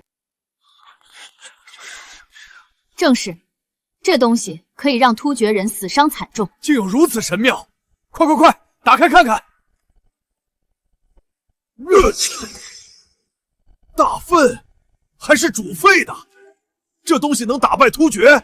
突厥的铠甲坚硬，刀枪都穿不透，一点粪水就能让他们人仰马翻，这简直是拿将士们的性命当儿戏！燕教之人安的什么歹毒之心？怕不是我军奸细？此乃金枝，是世子爷的计谋。义儿，那个不学无术的败家子懂个屁！这是胡闹！若是老夫能活着回去，定扒下他一层皮！众将士听令！快看，突厥人带来了攻城云梯！举着木棍刀片的两脚员听好了，现在老老实实打开城门，老子可以把你们拴起来当个宠物养着。等我突厥好汉用马蹄踏碎城门，可就没这么好说话了。到时候小的扔进锅里煮汤，老的挂在旗杆上风干，娘们们扒光衣服送进营帐，咱兄弟们好好快活。这帮蛮子欺人太甚！你们的皇帝不也是个小娘子吗？听说才刚20来岁，到时候让他也来帐里伺候。找死！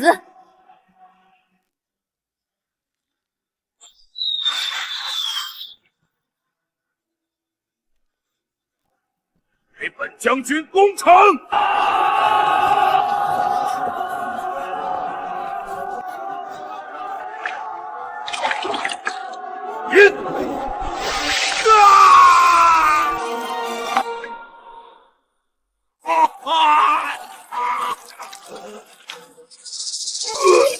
是大粪！你们竟敢如此羞辱本将！侯爷，世子爷这馊主意还真的有效，全体都有，破击之！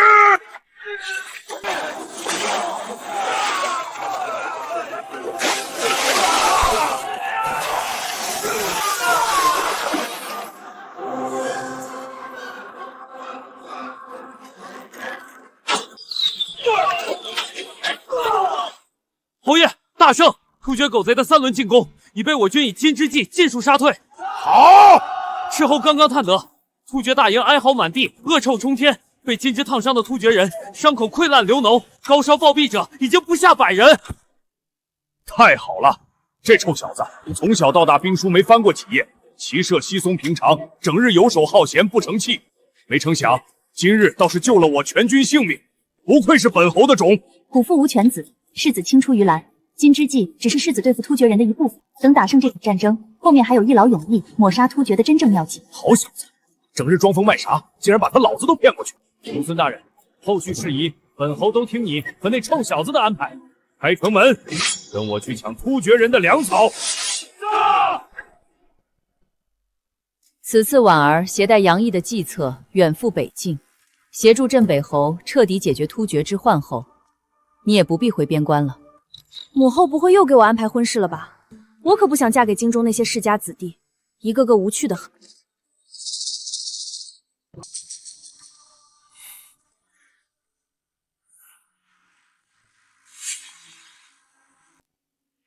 三妹，你的心思朕明白，但驸马之位等同登天梯，朝中无数人盯着，你年岁渐大，此事拖不了太久。10万两白银已经装车，杨大人可凭此令牌随时调用。这个杨毅倒是有趣，从不按常理出牌。不如我替你盯着他。也好，杨毅此人虽奇谋频出，但毕竟资历尚浅，前国军之狡诈，他未必应付得来。出了问题，尽量保全他的性命。朕不会把一国安危全寄托在他一人身上。但此计若成，他将成为我大武第一功臣，是当之无愧的毒士。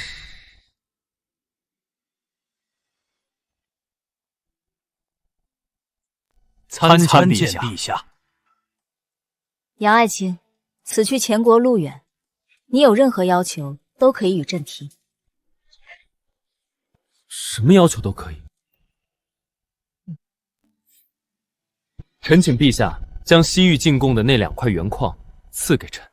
朕还以为你会要。好了，去取来给他。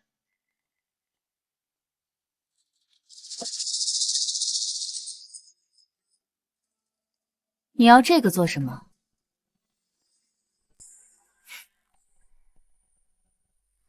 公子，求您带着奴婢吧，夫人临终前可是要奴婢好生照顾您。是啊，公子，此去前国那么远，你身边总得有个知冷知热的人伺候着。要不你把老奴带着？不必，此途危机重重，有你们在身边不方便。替我好好看家，用不了太久，我就会回来。还敢回来，狂妄！刚杀了前国使臣，还敢大摇大摆送上门去？前帝的刀正愁没处落呢。若是他死在前国，倒是省了我们的事。就算他能侥幸活着回来，别忘了还有与大人您的赌约，输给您得死，筹不到1亿两也得死。老夫等着看他人头落地。我自小离京，杨毅不知我公主身份，你只把我当成普通侍卫即可，不必拆穿。是。这位将军有何指教？幻明月，此次出使前国，陛下派我同行跟随，贴身保护你。原来是女帝心腹来监视我的。此次携10万两白银出使，女帝不放心也是情有可原。见过将军。此人确实与市井流言多大不相同，气度沉稳，宠辱不惊。出发前我有言在先，此次出使，一切以我为准，拿不准的话不要说。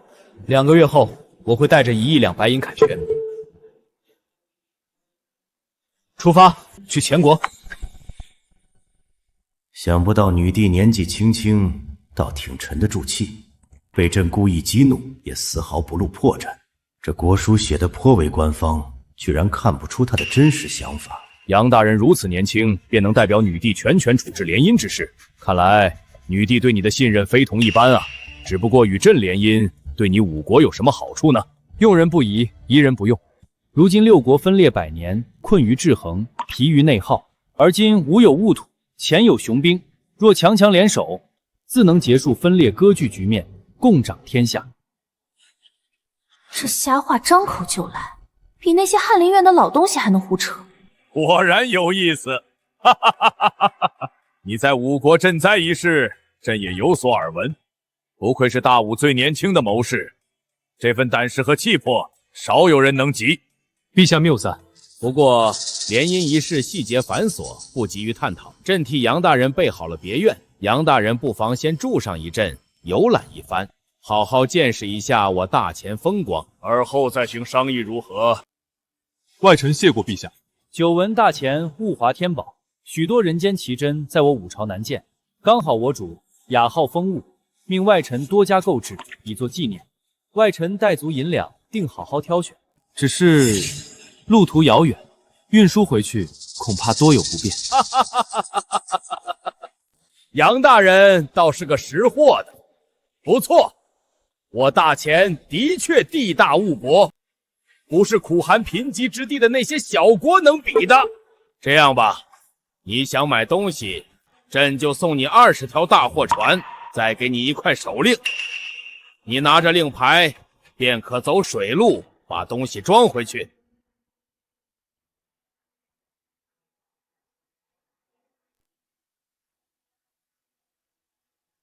外臣谢过陛下，就此告退。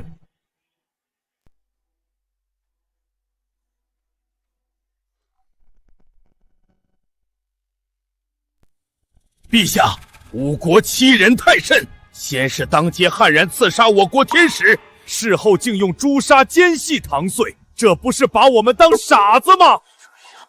更可恨的是，还送来这封国书，惺惺作态的声讨逆贼，还说主动联姻，这分明是故意打我们的脸！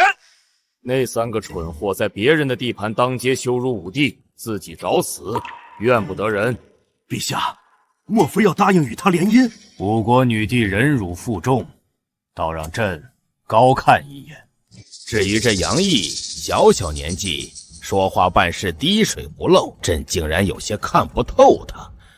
不过那又如何？我大前是不可战胜的。陛下，联姻之事明显不利于武朝。依臣所见，他们并非诚心。这个使臣一番说辞，冠冕堂皇，恐怕另有图谋，陛下不可轻信。秦亲王，你多虑了。我大前休养生息数十载，库中钱粮堆积如山，铁甲军更是所向披靡。他们那点小心思，不足为惧。朕也想看看他们有什么花样。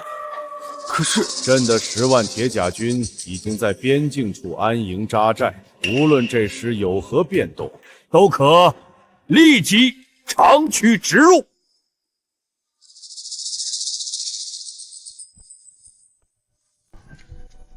杨大人，下官有一言，不知当讲不当讲？不知道就不要讲。恕下官直言，两国邦交，岂能记一女子之身？更何况是我大武天子。若以联姻以求存续，我堂堂大国气概何在？颜面何存？那裴大人有何高见？杨大人，下官现在就可以起草奏章，怒斥前帝。就算身死，又有何惧？我大武立国100年，纵有天灾兵祸，也绝不向外族屈服。裴大人的风骨，本官敬重，所以你想以万千百姓哭事成全你一人千古清明，本官也不跟你计较。我杨毅不在乎这些虚名，只想以最小的代价拿回最好的结果。纵有骂名，我也一力承担。本官是正史，本官的决定不容置疑。看他模样，似乎胸有成竹。莫非你已有周全的计划了？那现在我们该去做什么？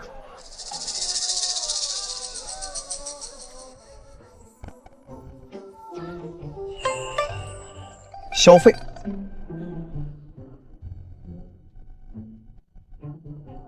走。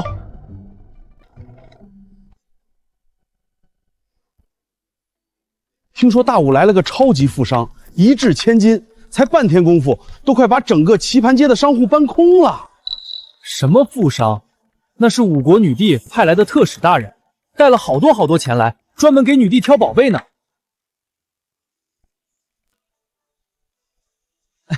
贵人真是行家，我这珍宝铺里的血玉珊瑚和北岭暖玉都是1等1的好货，整个大钱都找不出更好的。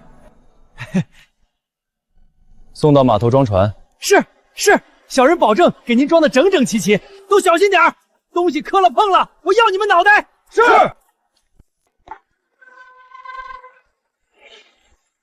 哇！再有好货，派人去别院通知我。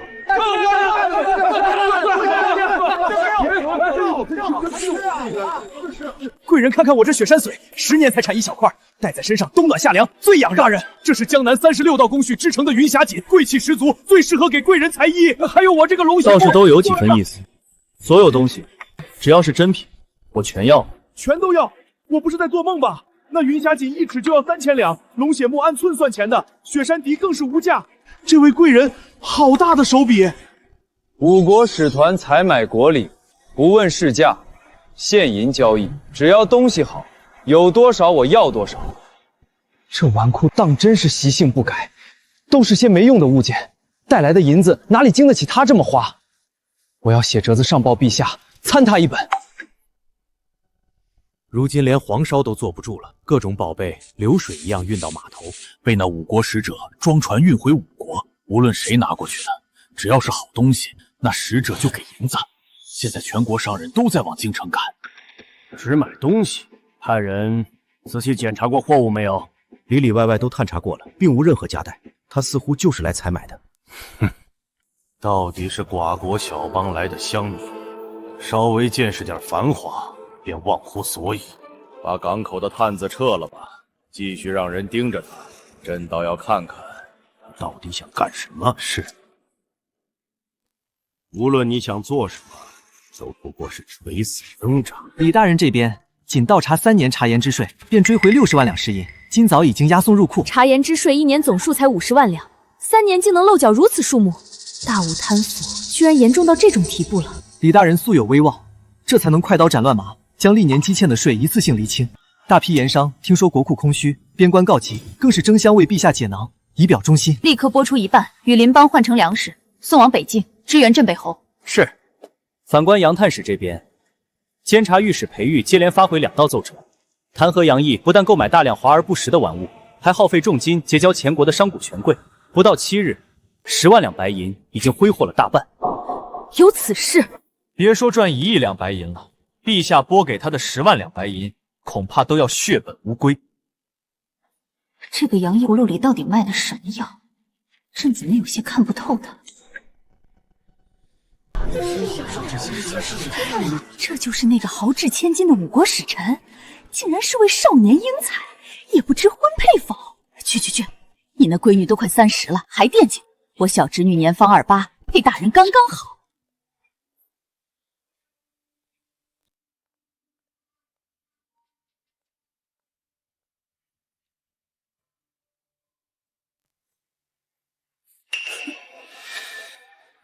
你们几个怎么看？这小子会不会有什么阴谋？买卖而已，他舍得出钱，我们就供得上货。这可是大钱的地盘。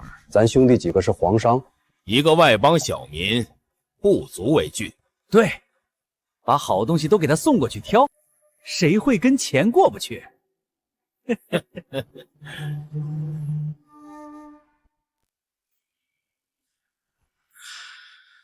怎可如此铺张浪费？那可都是百姓的活命钱。广纳税银入库的时候，怎么不说是百姓的活命钱？那怎么能一样？税银取之于民，用之于国，此乃国之常法。否则边军如何御敌？灾年如何赈济？杨特使，10万两白银马上就要花光了，你到底还要挥霍到什么时候？那1亿两白银，你到底打算怎么赚？父亲，我看你根本就没把陛下的交代放在心上。什么采买国礼，分明是假借替陛下收敛军费的名号，自己喜乐。你对得起那些饿着肚子的将士和百姓吗？国库多这10万两不多，少这10万两不少，横竖都是填不饱将士们的肚子，有何分别？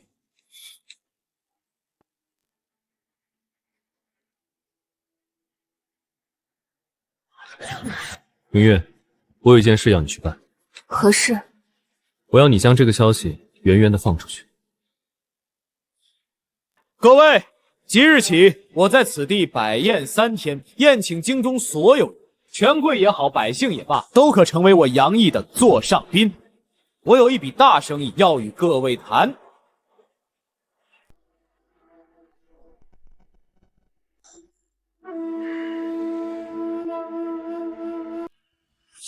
你听说了吗？大武使者杨毅有本极好的生意，投钱就能钱生钱。袁弘基，你是不是好日子过多了，脑子让驴给踩了？这世上还能有这种好事儿？我一开始当然也是不信，但架不住全京书的人都知道了这门生意，而且回报率惊人啊！怎么说？如果你有10两银子放在他手里，选择10天后取，那你会得到11两；若半个月后取，能得12两；1个月得15两。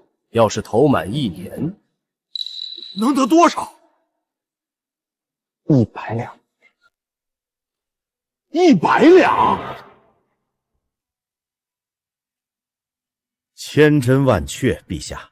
那大武使者本就出手阔绰，整船的采购货物，信誉极好。不少商家为了与他保持通商关系，都或多或少在他那里投了钱。你也投了？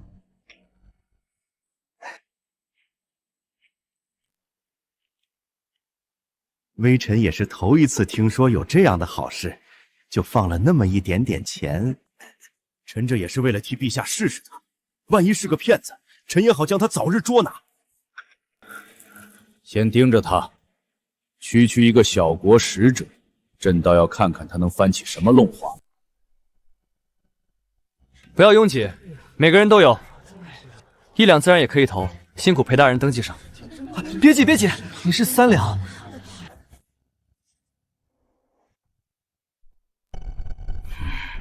从采拜摇身一变成了大商人，还在我们的地盘上做起了生意。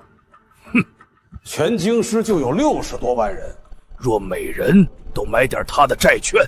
老钱，你又急躁，他这生意我都看不清头绪，未必是长久的买卖，且观望一阵。听闻这个杨毅出手阔绰，全国的商贾都带着好货涌向京师，这对咱们来说未必是个坏消息。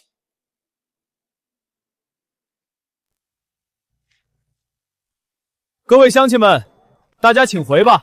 第一批债券已经全部出售完毕，10日后，请大家回到此处领取本金和利润。怎么这么少？我都排了2天了，幸好昨天我就睡在广场上没回去，万一是真的，我可就发财了。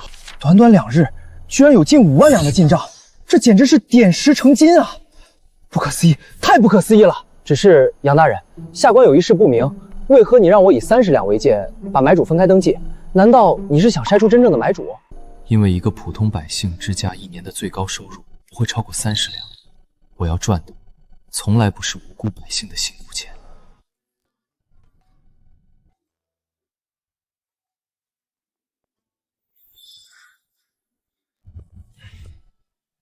老样子，把店里最好的菜都给我端上来。好嘞。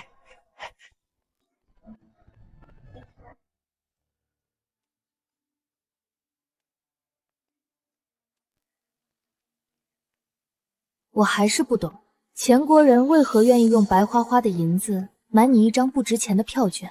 他们恐怕并不清楚你这债券生意到底是一门怎样的生意。莫说他们不懂，下官也搞不明白。他们不需要懂，你也一样。他们只需要知道，他们交给本官的钱能给他们变出更多的钱，这就够了。他们凭什么相信你？就这一张纸，实在看不出特异之处。他们信的不是这张纸，而是我特使的身份和兜里的银子。毕竟我挥手就能买空半条街，就算是皇商，没理由赖他们的账。既然如此，为何不乘胜追击？若持续不断的售卖下去，莫说是回本10万两，恐怕翻上一番也未必不能。区10万两，于大武来说不过杯水车薪。本官的目标也从来不是10万两。前国10万铁甲军早已在边境严阵以待，随时可以踏平我南边国门。我们必须从根本上断了他们的生路。既然如此，岂非更要加紧售卖？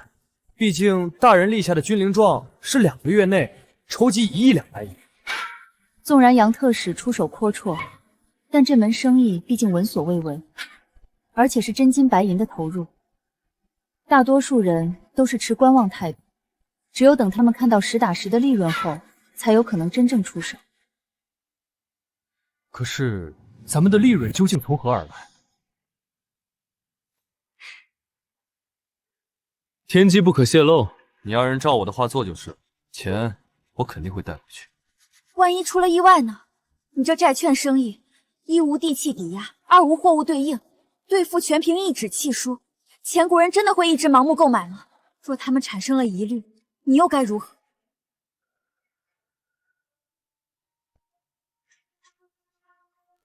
将军要与我打赌，就赌人的本性。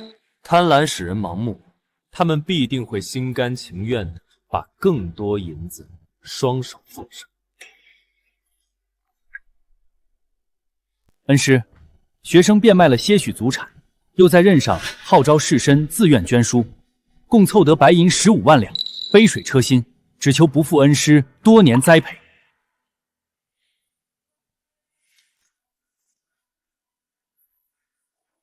下官治下的各县乡绅，听闻朝廷用兵，皆踊跃支援，将家中值钱物件换成金银与银票，共计10万两。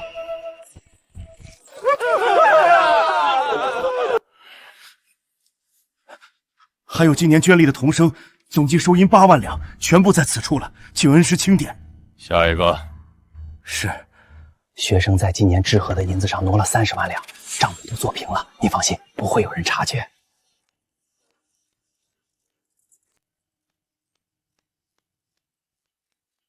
算上地契、书契以及各项珍宝银钱，总计是480万两。再加上之前倒查3年茶盐之税回收的50万两，已有530万两。这还只是都邮到一处，等2个月内清算完所有件县，恩师向陛下承诺筹结的800万两白银，必定一文不少，甚至或许会多出几倍呢。诸位拳拳报国之心，老夫皆看在眼里。非常之时，行非常之法。这些银子解的是江山社稷之危，纵有些许非议与风险，功在千秋，何拘小节？大人高义。对了，又是10日过去了，杨毅那10万两如何了？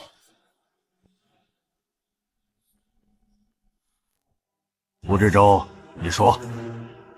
恩师，杨特使非但没再花钱，反而在前国做起了一门生意，名曰债券。债券？债券？这是何种生意？朕怎么从未听说过？哼，不过是些投机取巧的法子罢了。杨毅许诺前国人，存10两银子，10日后可得11两；若存1年再取，则得100两。他用这些钱做了什么买卖？怎会给人滚出如此高的利润？莫不是将那前国百姓的本金拿去在民间放印子钱？陛下圣明，一眼看穿了他的把戏。除了放债，世上哪有这种暴利的买卖？那杨毅定然是知道1亿两的军令状无法完成，这才想出如此下策。就算是放债，想收回1亿两，也绝不是短短2个月就能做到的。朕相信他不会无的放矢，再观望一阵。杨毅，就算你把前国百姓的钱都装进兜里，也绝不可能凑齐1亿两白银。2个月后就是你的死期。快看，吴国来的杨特使真的搬好了桌子，在此等着给咱们发钱了。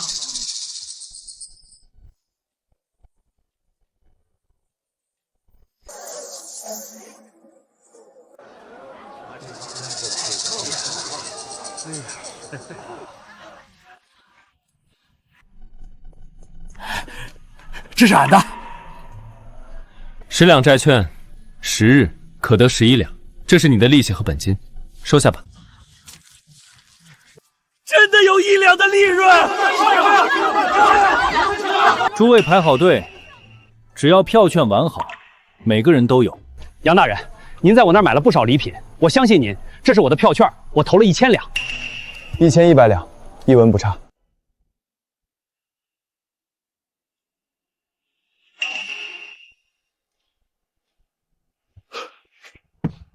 1100两，这么多钱，竟然真的给了！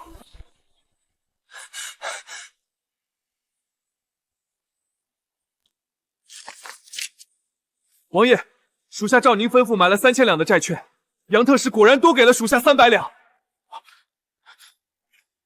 什么？这居然是真的！这吴朝来的特使果然是个人傻钱多的蠢货呀！还等什么？去取本王的钱！刚才那人拿回了1100两，足足多给了100两。我的钱也拿到了，吴国的特使大人真的会给我们银子啊！大家快买呀！大人，我这次要买450两，这是我家中全部的银票，你点点看。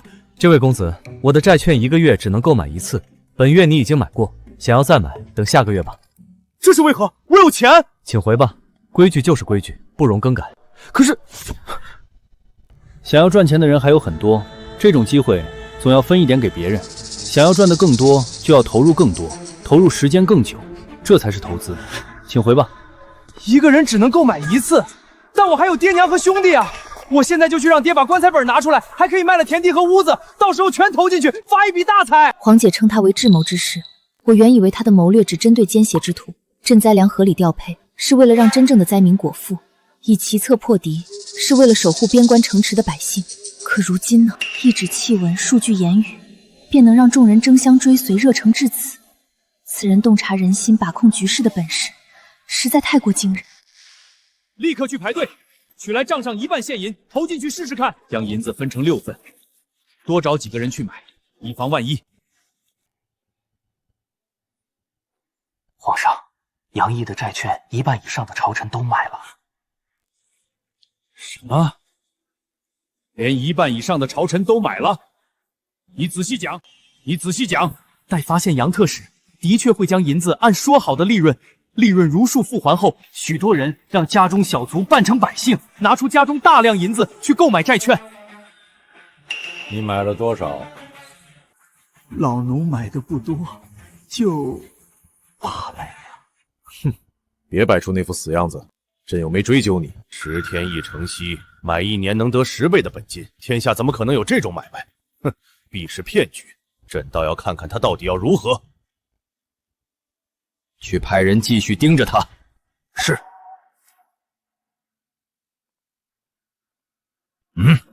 等等，你去拿10万两白银给他，买1个月。朕倒要看看，到时候他拿不拿得出本金和利润。10万两。可万一他真的跑了，在朕的眼皮子底下，他能往哪儿跑？朕的铁甲军还在边境盯着吴国呢。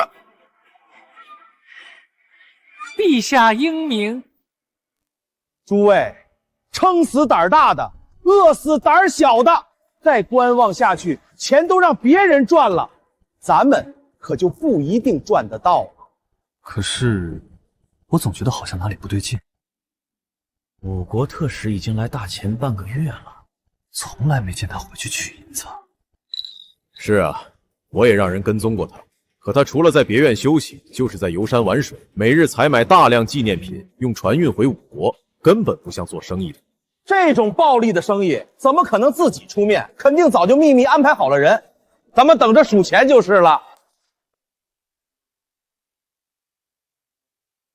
这次我要先投30万两，10天后，若他连3万两的利润都能爽快支付，那这个生意就稳了。多找几个家丁去买，别让陛下发现。此言有理。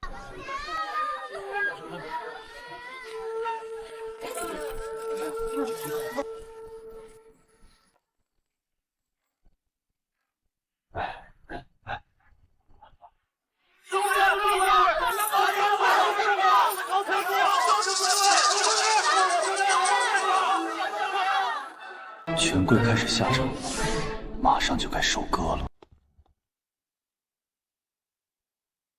微臣参见陛下。不必居礼，与突厥一战大捷，二为居功至伟，辛苦了。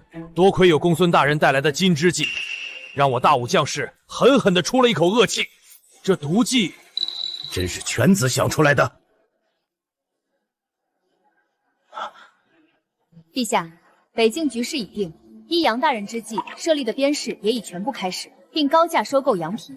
突厥各部现在争相牧羊剥皮，一切皆如杨大人所料。这说的是我那个干啥啥不行的废物儿子。太好了，如此一来，北边的隐患很快就能彻底消除。侯爷教子有方，真是给了朕好大一个惊喜。陛下谬赞，老夫可从来没教过他使这种断子绝孙的毒咒。朕北侯谦虚，如今杨毅代表大武出使前国，已1月有余，算算日子，也快要回来了。也不知他承诺的1亿两白银是否真能筹到。陛下，老臣有一言，如鲠在后，犬子自幼顽劣，不识大体。若他有言行失当、贻误国事之处，都是老臣教子无方，只求陛下念在杨家3代单传的份上，网开一面，切莫把他的戏言当真呐。那1亿两白银是无论如何都不可能筹到的。见过侯爷，没想到侯爷竟真能用粪汁打败突厥蛮民，咱家给侯爷道喜啊！陛下，裴大人在前国递回了折子，说杨大人将军费筹到。不过，裴大人在前国递回了折子，说杨大人将军费筹到。1亿两，居然真让他筹到了！不，只筹到了1000万两。纵然只有1000万两，已是极大的功绩。多了这笔钱，朕现在就可以直接武装10万边防军，去南境与前国对峙。谁说不是呢？只可惜1000万两还没焐热，杨特使转头又全部散回了前国人手里。什么？1000万两全部散出去了？没错，杨大人管这个叫反例。这个败家子怎能做出这等弱鸡肥敌的蠢事？那可是1000万两啊！构造多少套武器盔甲了？是啊，杨大人好歹是一国使臣，怎会如此不分轻重？白花花的银子流水一样回到前国人手里，前国的军队尚在边境虎视眈眈，奴才愚钝，实在不懂杨大人的用意啊！这个杨毅到底在做什么？离2月之约已不足5日了，若是杨大人的计谋没有成功，前国也迟早会发现大武并无联姻之意，稍有差池，两国战争便是一触即发。幸好粮草与军饷不必操心，李尚书不负陛下所望，已经筹结了足额的军饷。足额？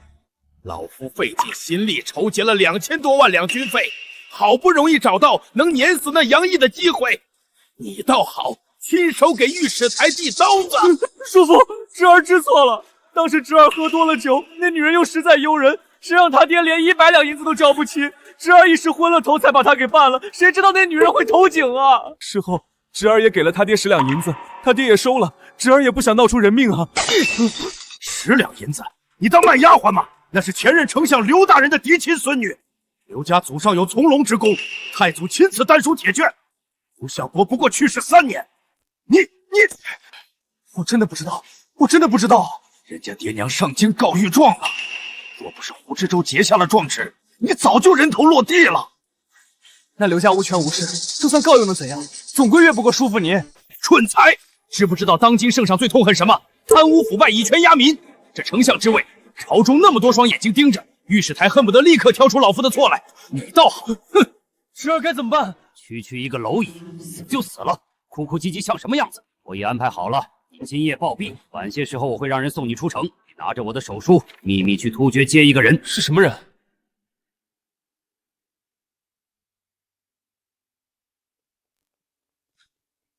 杨大人，如今只剩2日，就是回去交差的日子。可是我们账上只剩下不足2万两白银了，这该如何是好啊？急什么？不是还有2日吗？光是几个亲王就支走了咱们将近200万两的银子，皇上们掏空了更多。再这样下去，咱们可就拿不出钱来支付利润了。那时候再也不会有人来买债券，那可就完了。大人，您出发前可是与李尚书打赌，说自己会带回去1亿两白银。如今这可怎么交差？万一真的没人再来，皇姐终究是高看了他。谁说没有人？看着吧，马上就有人来给本官送钱了。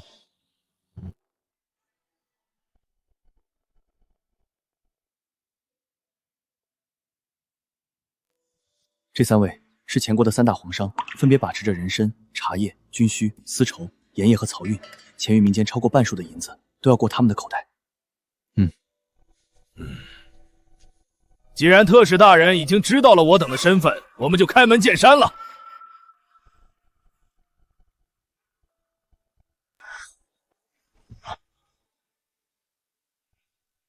此处是10万两黄金，此外还有3000万两现银备在汇通票号，凭这枚印信随时可周取。钱老板有何条件？本官知无不言。爽快！我就愿意与您这样的人谈生意。我们可以拿出足够的银两与您交易，只是你得给我们透个底，这生意的根源究竟在何处？总得让我们这些掏了钱的人看清门道。套话的，糟了，杨大人这生意怕是要露馅了。这种事情怎么可能告诉你们？当然可以，毕竟不是什么见不得人的东西。这不是黄姐临走前赐给她的那个锦盒吗？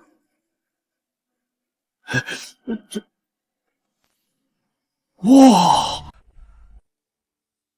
陛下，请看，这是皇上们进献的宝物——玄铁矿。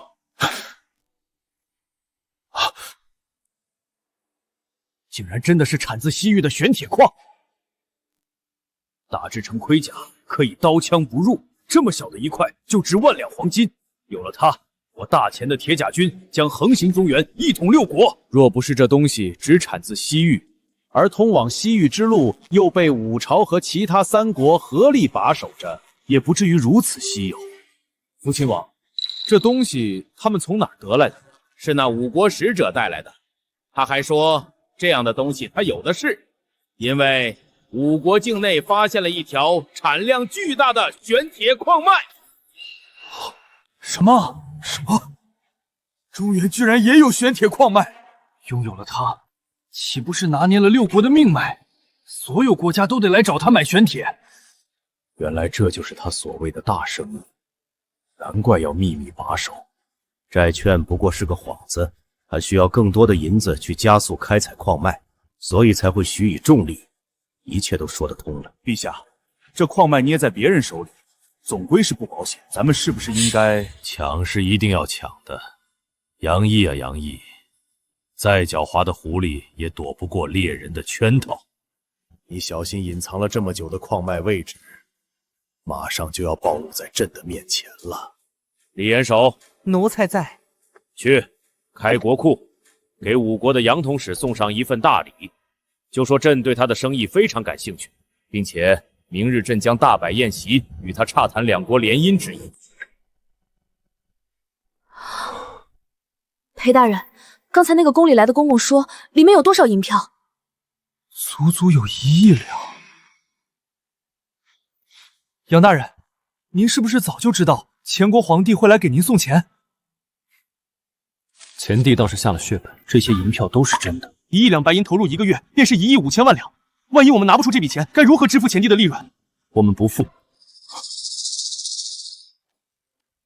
收拾东西，去皇家钱庄，凭皇上的印记，将所有银票换成现银，直接装出来。我们连夜回大吴。有什么问题？杨大人，你这是欺骗，是骗局。是骗局，那又如何？他们被高回报、高利润冲昏头脑时，就该预想到会有血本无归的一天。可这些不只是前国国库里的银子，你看看这里面，有农民种了好几年粮才攒下的铜板，也有富人昼夜做工得来的碎银，你就这样拿走，良心何安？这些钱是他们心甘情愿双手奉上的，本官可从未逼迫任何人。况且，裴大人想看到这些银子充盈前国的国库，而后化作砍向我大吴百姓的刀剑吗？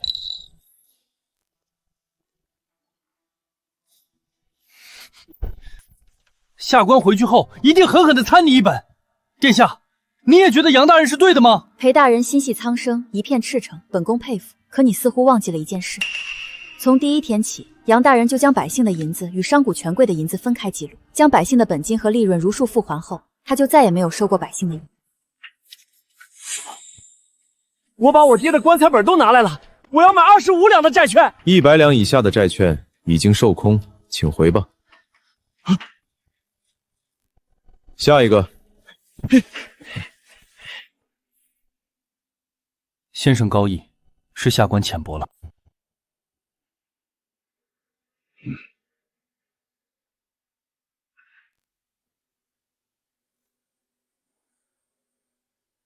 李元寿，5国使臣何在？去催一催。是。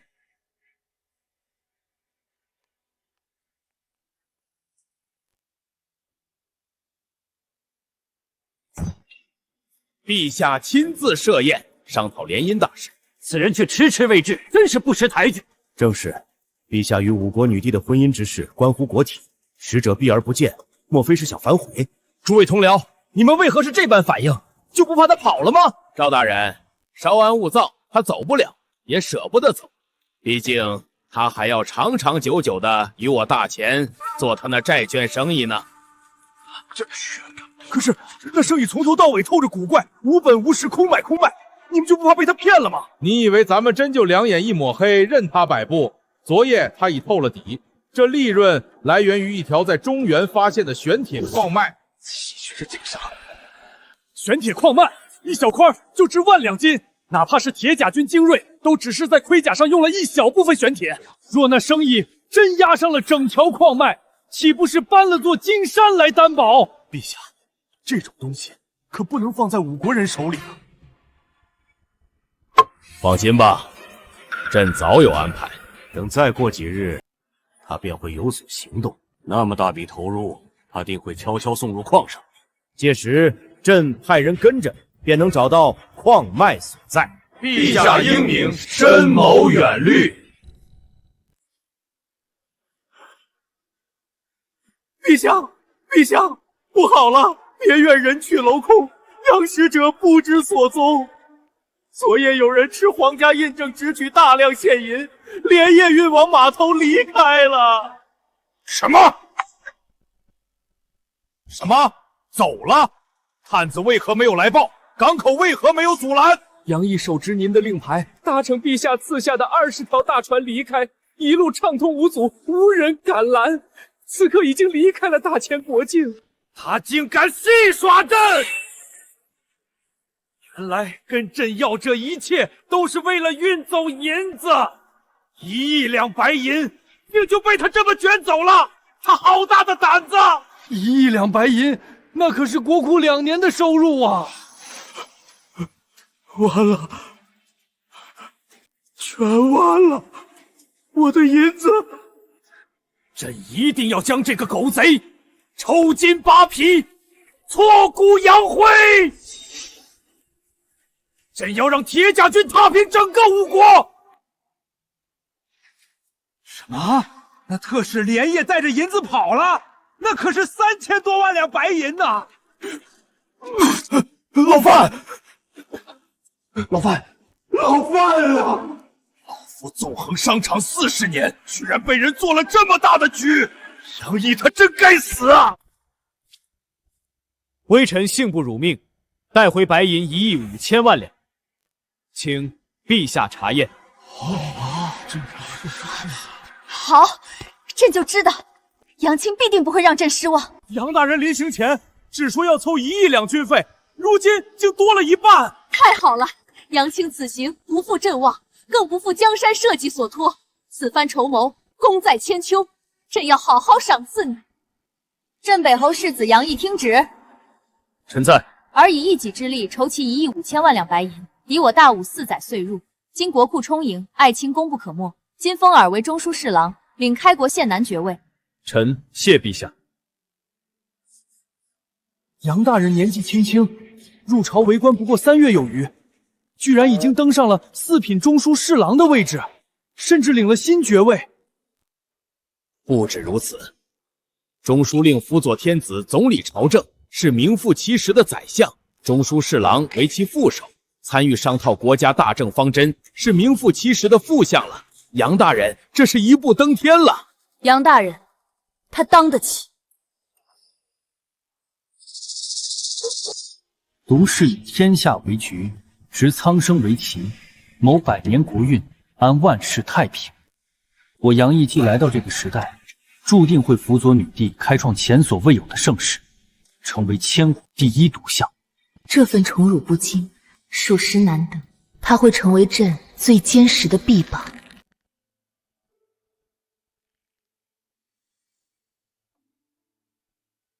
本将可记得，杨大人出使前国之前，跟李尚书打了个赌，不知各位还记不记得？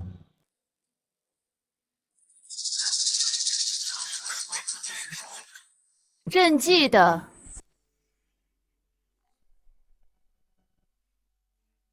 本将可记得清清楚楚。你们赌的是2个月内谁筹集到的军饷更多，赌注是李大人的尚书之位，有这事儿吧？没错，下官可以作证。的确有这事。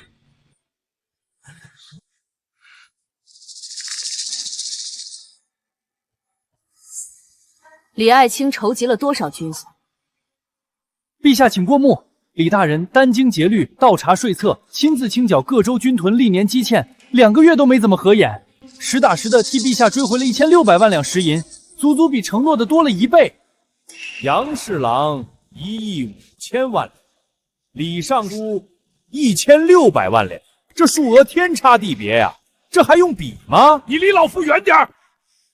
李尚书，你不会是输不起吧？这尚书之位可是属于杨侍郎了。愿赌服输，杨大人若是凭借真本事赢了老夫，老夫自然无话可说；可若是弄虚作假，老臣可不服。你什么意思？裴侍郎3日前递回弹劾书，清楚地记录了当时的账目。3日前，杨毅手里只有19000两白银，短短3日，如何忽然筹起1亿余两？对不起啊，李尚书此言有理，就算是开赌场，都不可能3日赚到1亿两。老臣恳请陛下彻查库银，以防杨毅以假银充数。银子进了我户部的库房，是真是假可就由不得你了。杨毅，你死定了！大人，下官当时见您几百万的将银子车取给那些皇商和权贵，一时气愤不过，这才犯了糊涂。现在可如何是好？无妨。皇姐，本宫可以为杨大人作证。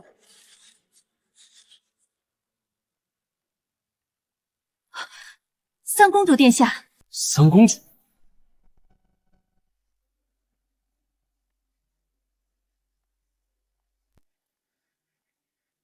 陛下指派给我的贴身护卫是三公主殿下。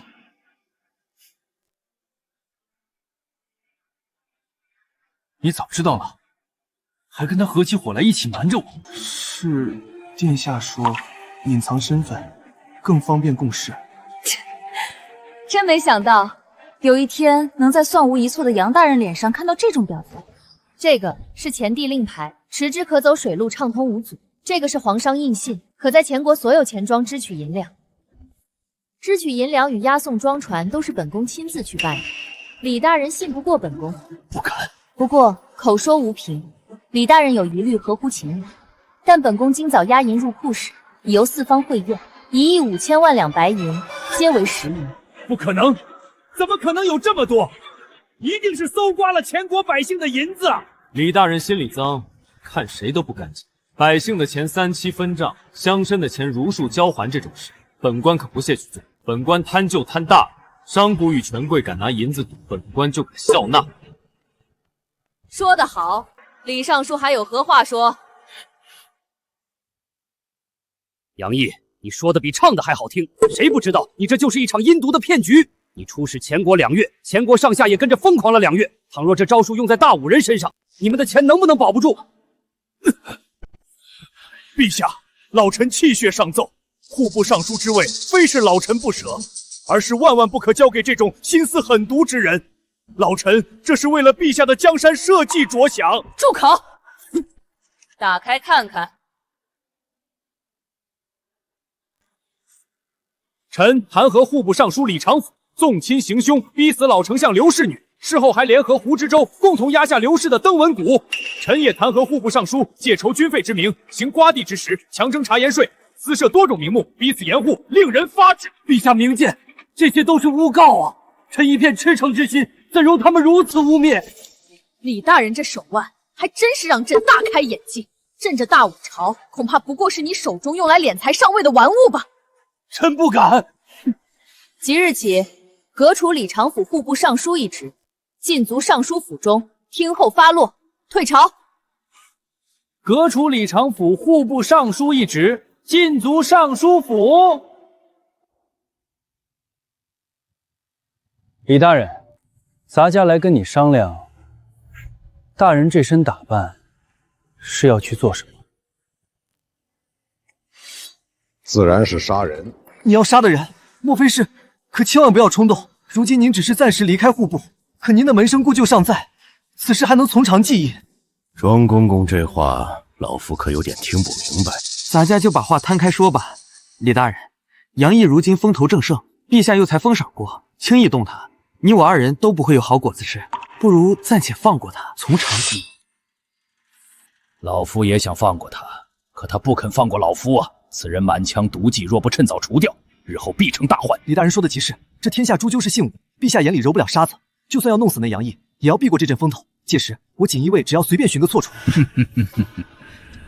那咱家今日就当什么都没看见，此事需从长计议，想个周密的法子。越周密的法子越容易出岔子，想要动手就得果决。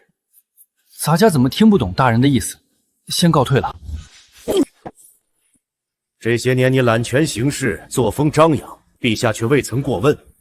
老夫早有察觉，你一直暗中留意老夫行踪，多年紧盯，今日更是刻意针对老夫。拿着这块牌子去东厂，就说庄公公突发不适，由老夫暂代相关事宜。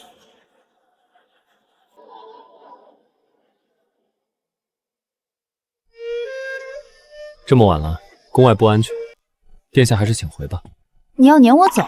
你别忘了，我现在可是陛下御赐给你的贴身护卫，我得保护你的安危。区区小事，岂敢劳驾公主殿下？杨毅，你就非要这样与本宫说话吗？之前在前国的时候，你可不是这样的。信不信我去告诉皇姐，你欺负我？这种话可不能乱说。下官是不是打扰到二位了？杨大人，在您回来的前一天，侯爷调取了京营3万守军，并府军5万，一同离京，前往南境与前对峙。我已知晓了。侯爷走得这么急，竟没来得及与世子见上一面。此事是陛下秘密交代，无人知晓。前国银库遭受重创，前帝狗急跳墙，欲对我大武不利，拖下去恐生变数。下官过来也是为了知会杨大人一声。来都来了，就一起坐下喝杯茶吧。今日杨府会有一场好戏。好戏？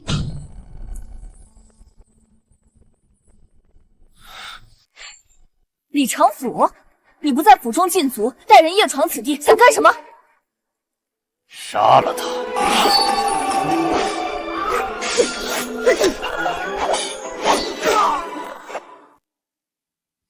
殿下，你带杨大人先走，我来断后。你一个人如何挡住这么多？杨毅，你先走，进宫去找陛下。我们二人可以拖住一阵。走啊！本宫是公主，他们不敢把本宫怎样。不必走了，李大人既然现身，恐怕不会给我留下离开的路。不愧是女帝身边最强的谋士，不错。老夫年少时也是武将出身，可从来不会打无把握的仗。500人手早已围死这里，今夜别说是人，就是麻雀也别想飞出去。李长甫，你在京城擅调人手，图谋不轨，真以为能瞒天过海？等天一亮，京城守军与巡防营便会全城搜捕，你才是插翅难逃。二位不必再虚张声势了。镇北侯秘密出征，京中所有能调动的兵马早已被一并带走。老夫的眼线遍布京城，女帝的小动作可瞒不过我。你针对本宫，可就是诛九族的大罪。现在立刻撤退，本宫会向陛下求情。既然选择动手，老夫早已将生死置之度外，处置了你们，老夫自有办法全身而退。而你们今天都走不了。看来李大人今日吃定我了。难不成杨大人此刻还有计策在等着老夫？越复杂的计谋环节越多，环节多就意味着容易出问题。李大人是聪明人，懂得把握时机，出手果决。老夫是打心底里欣赏杨大人，可惜你选错了阵营，从一开始你就不该与老夫对着干。拿下！外面的人呢？赶紧给老夫过来！大人，外面突然出现了一支1000人纵队，外围人手全都悉数被制服了。什么？不可能！这怎么可能？你哪来的人？大人，所有叛党皆已伏诛。很好，下去吧。是。你到底是什么时候开始布局的？本官早就知道你会铤而走险，回京路上就在防着你了。这就是我在这个世界的父亲，来了这么久，还是第一次见到他。杨毅，过来！好小子，不愧是我杨远的儿子，有点你爹的影子了。爹，从前国回来了。好了，废话不多说，你来找我肯定有正事儿，说吧，有什么爹能帮你的？回京途中你去见了镇北侯，我怎么不知道？好啊，不愧是大武第一毒士，果然谋略过人。这一局，老夫承认是被你算计到了。那就乖乖束手就擒吧。你们不会以为老夫真的输了吧？你能杀几个人？能杀得完1000人的纵队吗？外面的人听着，别白费力气了。过了今天，金轮殿上坐着的人也该换一换了。前太子武元启已至京中，奉先帝遗诏，继任新皇。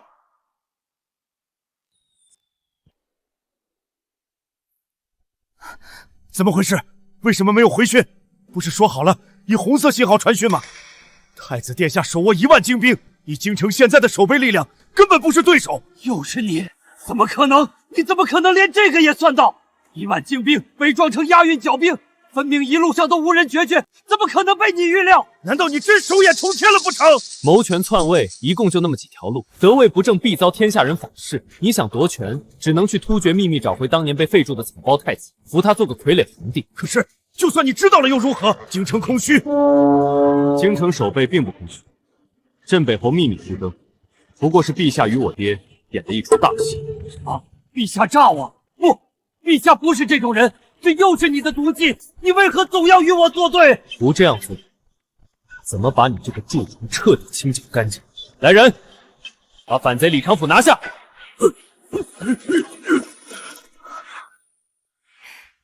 杨大人深谋远虑，算无疑决，婉儿佩服。你到底还有多少事瞒着我？这次真的出征了，陛下就在京中等待臣凯旋的好消息吧。想不到你小子才20出头的年纪，都已经坐上宰相之位了，还压你老子一头。好好干，多替陛下分忧。父亲放心。请出征。陛下，南疆800里加急，前线爆发瘟疫，难以遏制。我军将士与前国僵持不下，前国封锁了水源和粮食，想活活熬死我军，求陛下支援。瘟疫可不比其他，传染性极强，就算我们送去再多的将士，也无济于事啊！这可如何是好？难道这次真要让前国反败为胜了吗？陛下不必惊慌，臣有一计。陛下不可！毒相这招，恐怕又是毒计。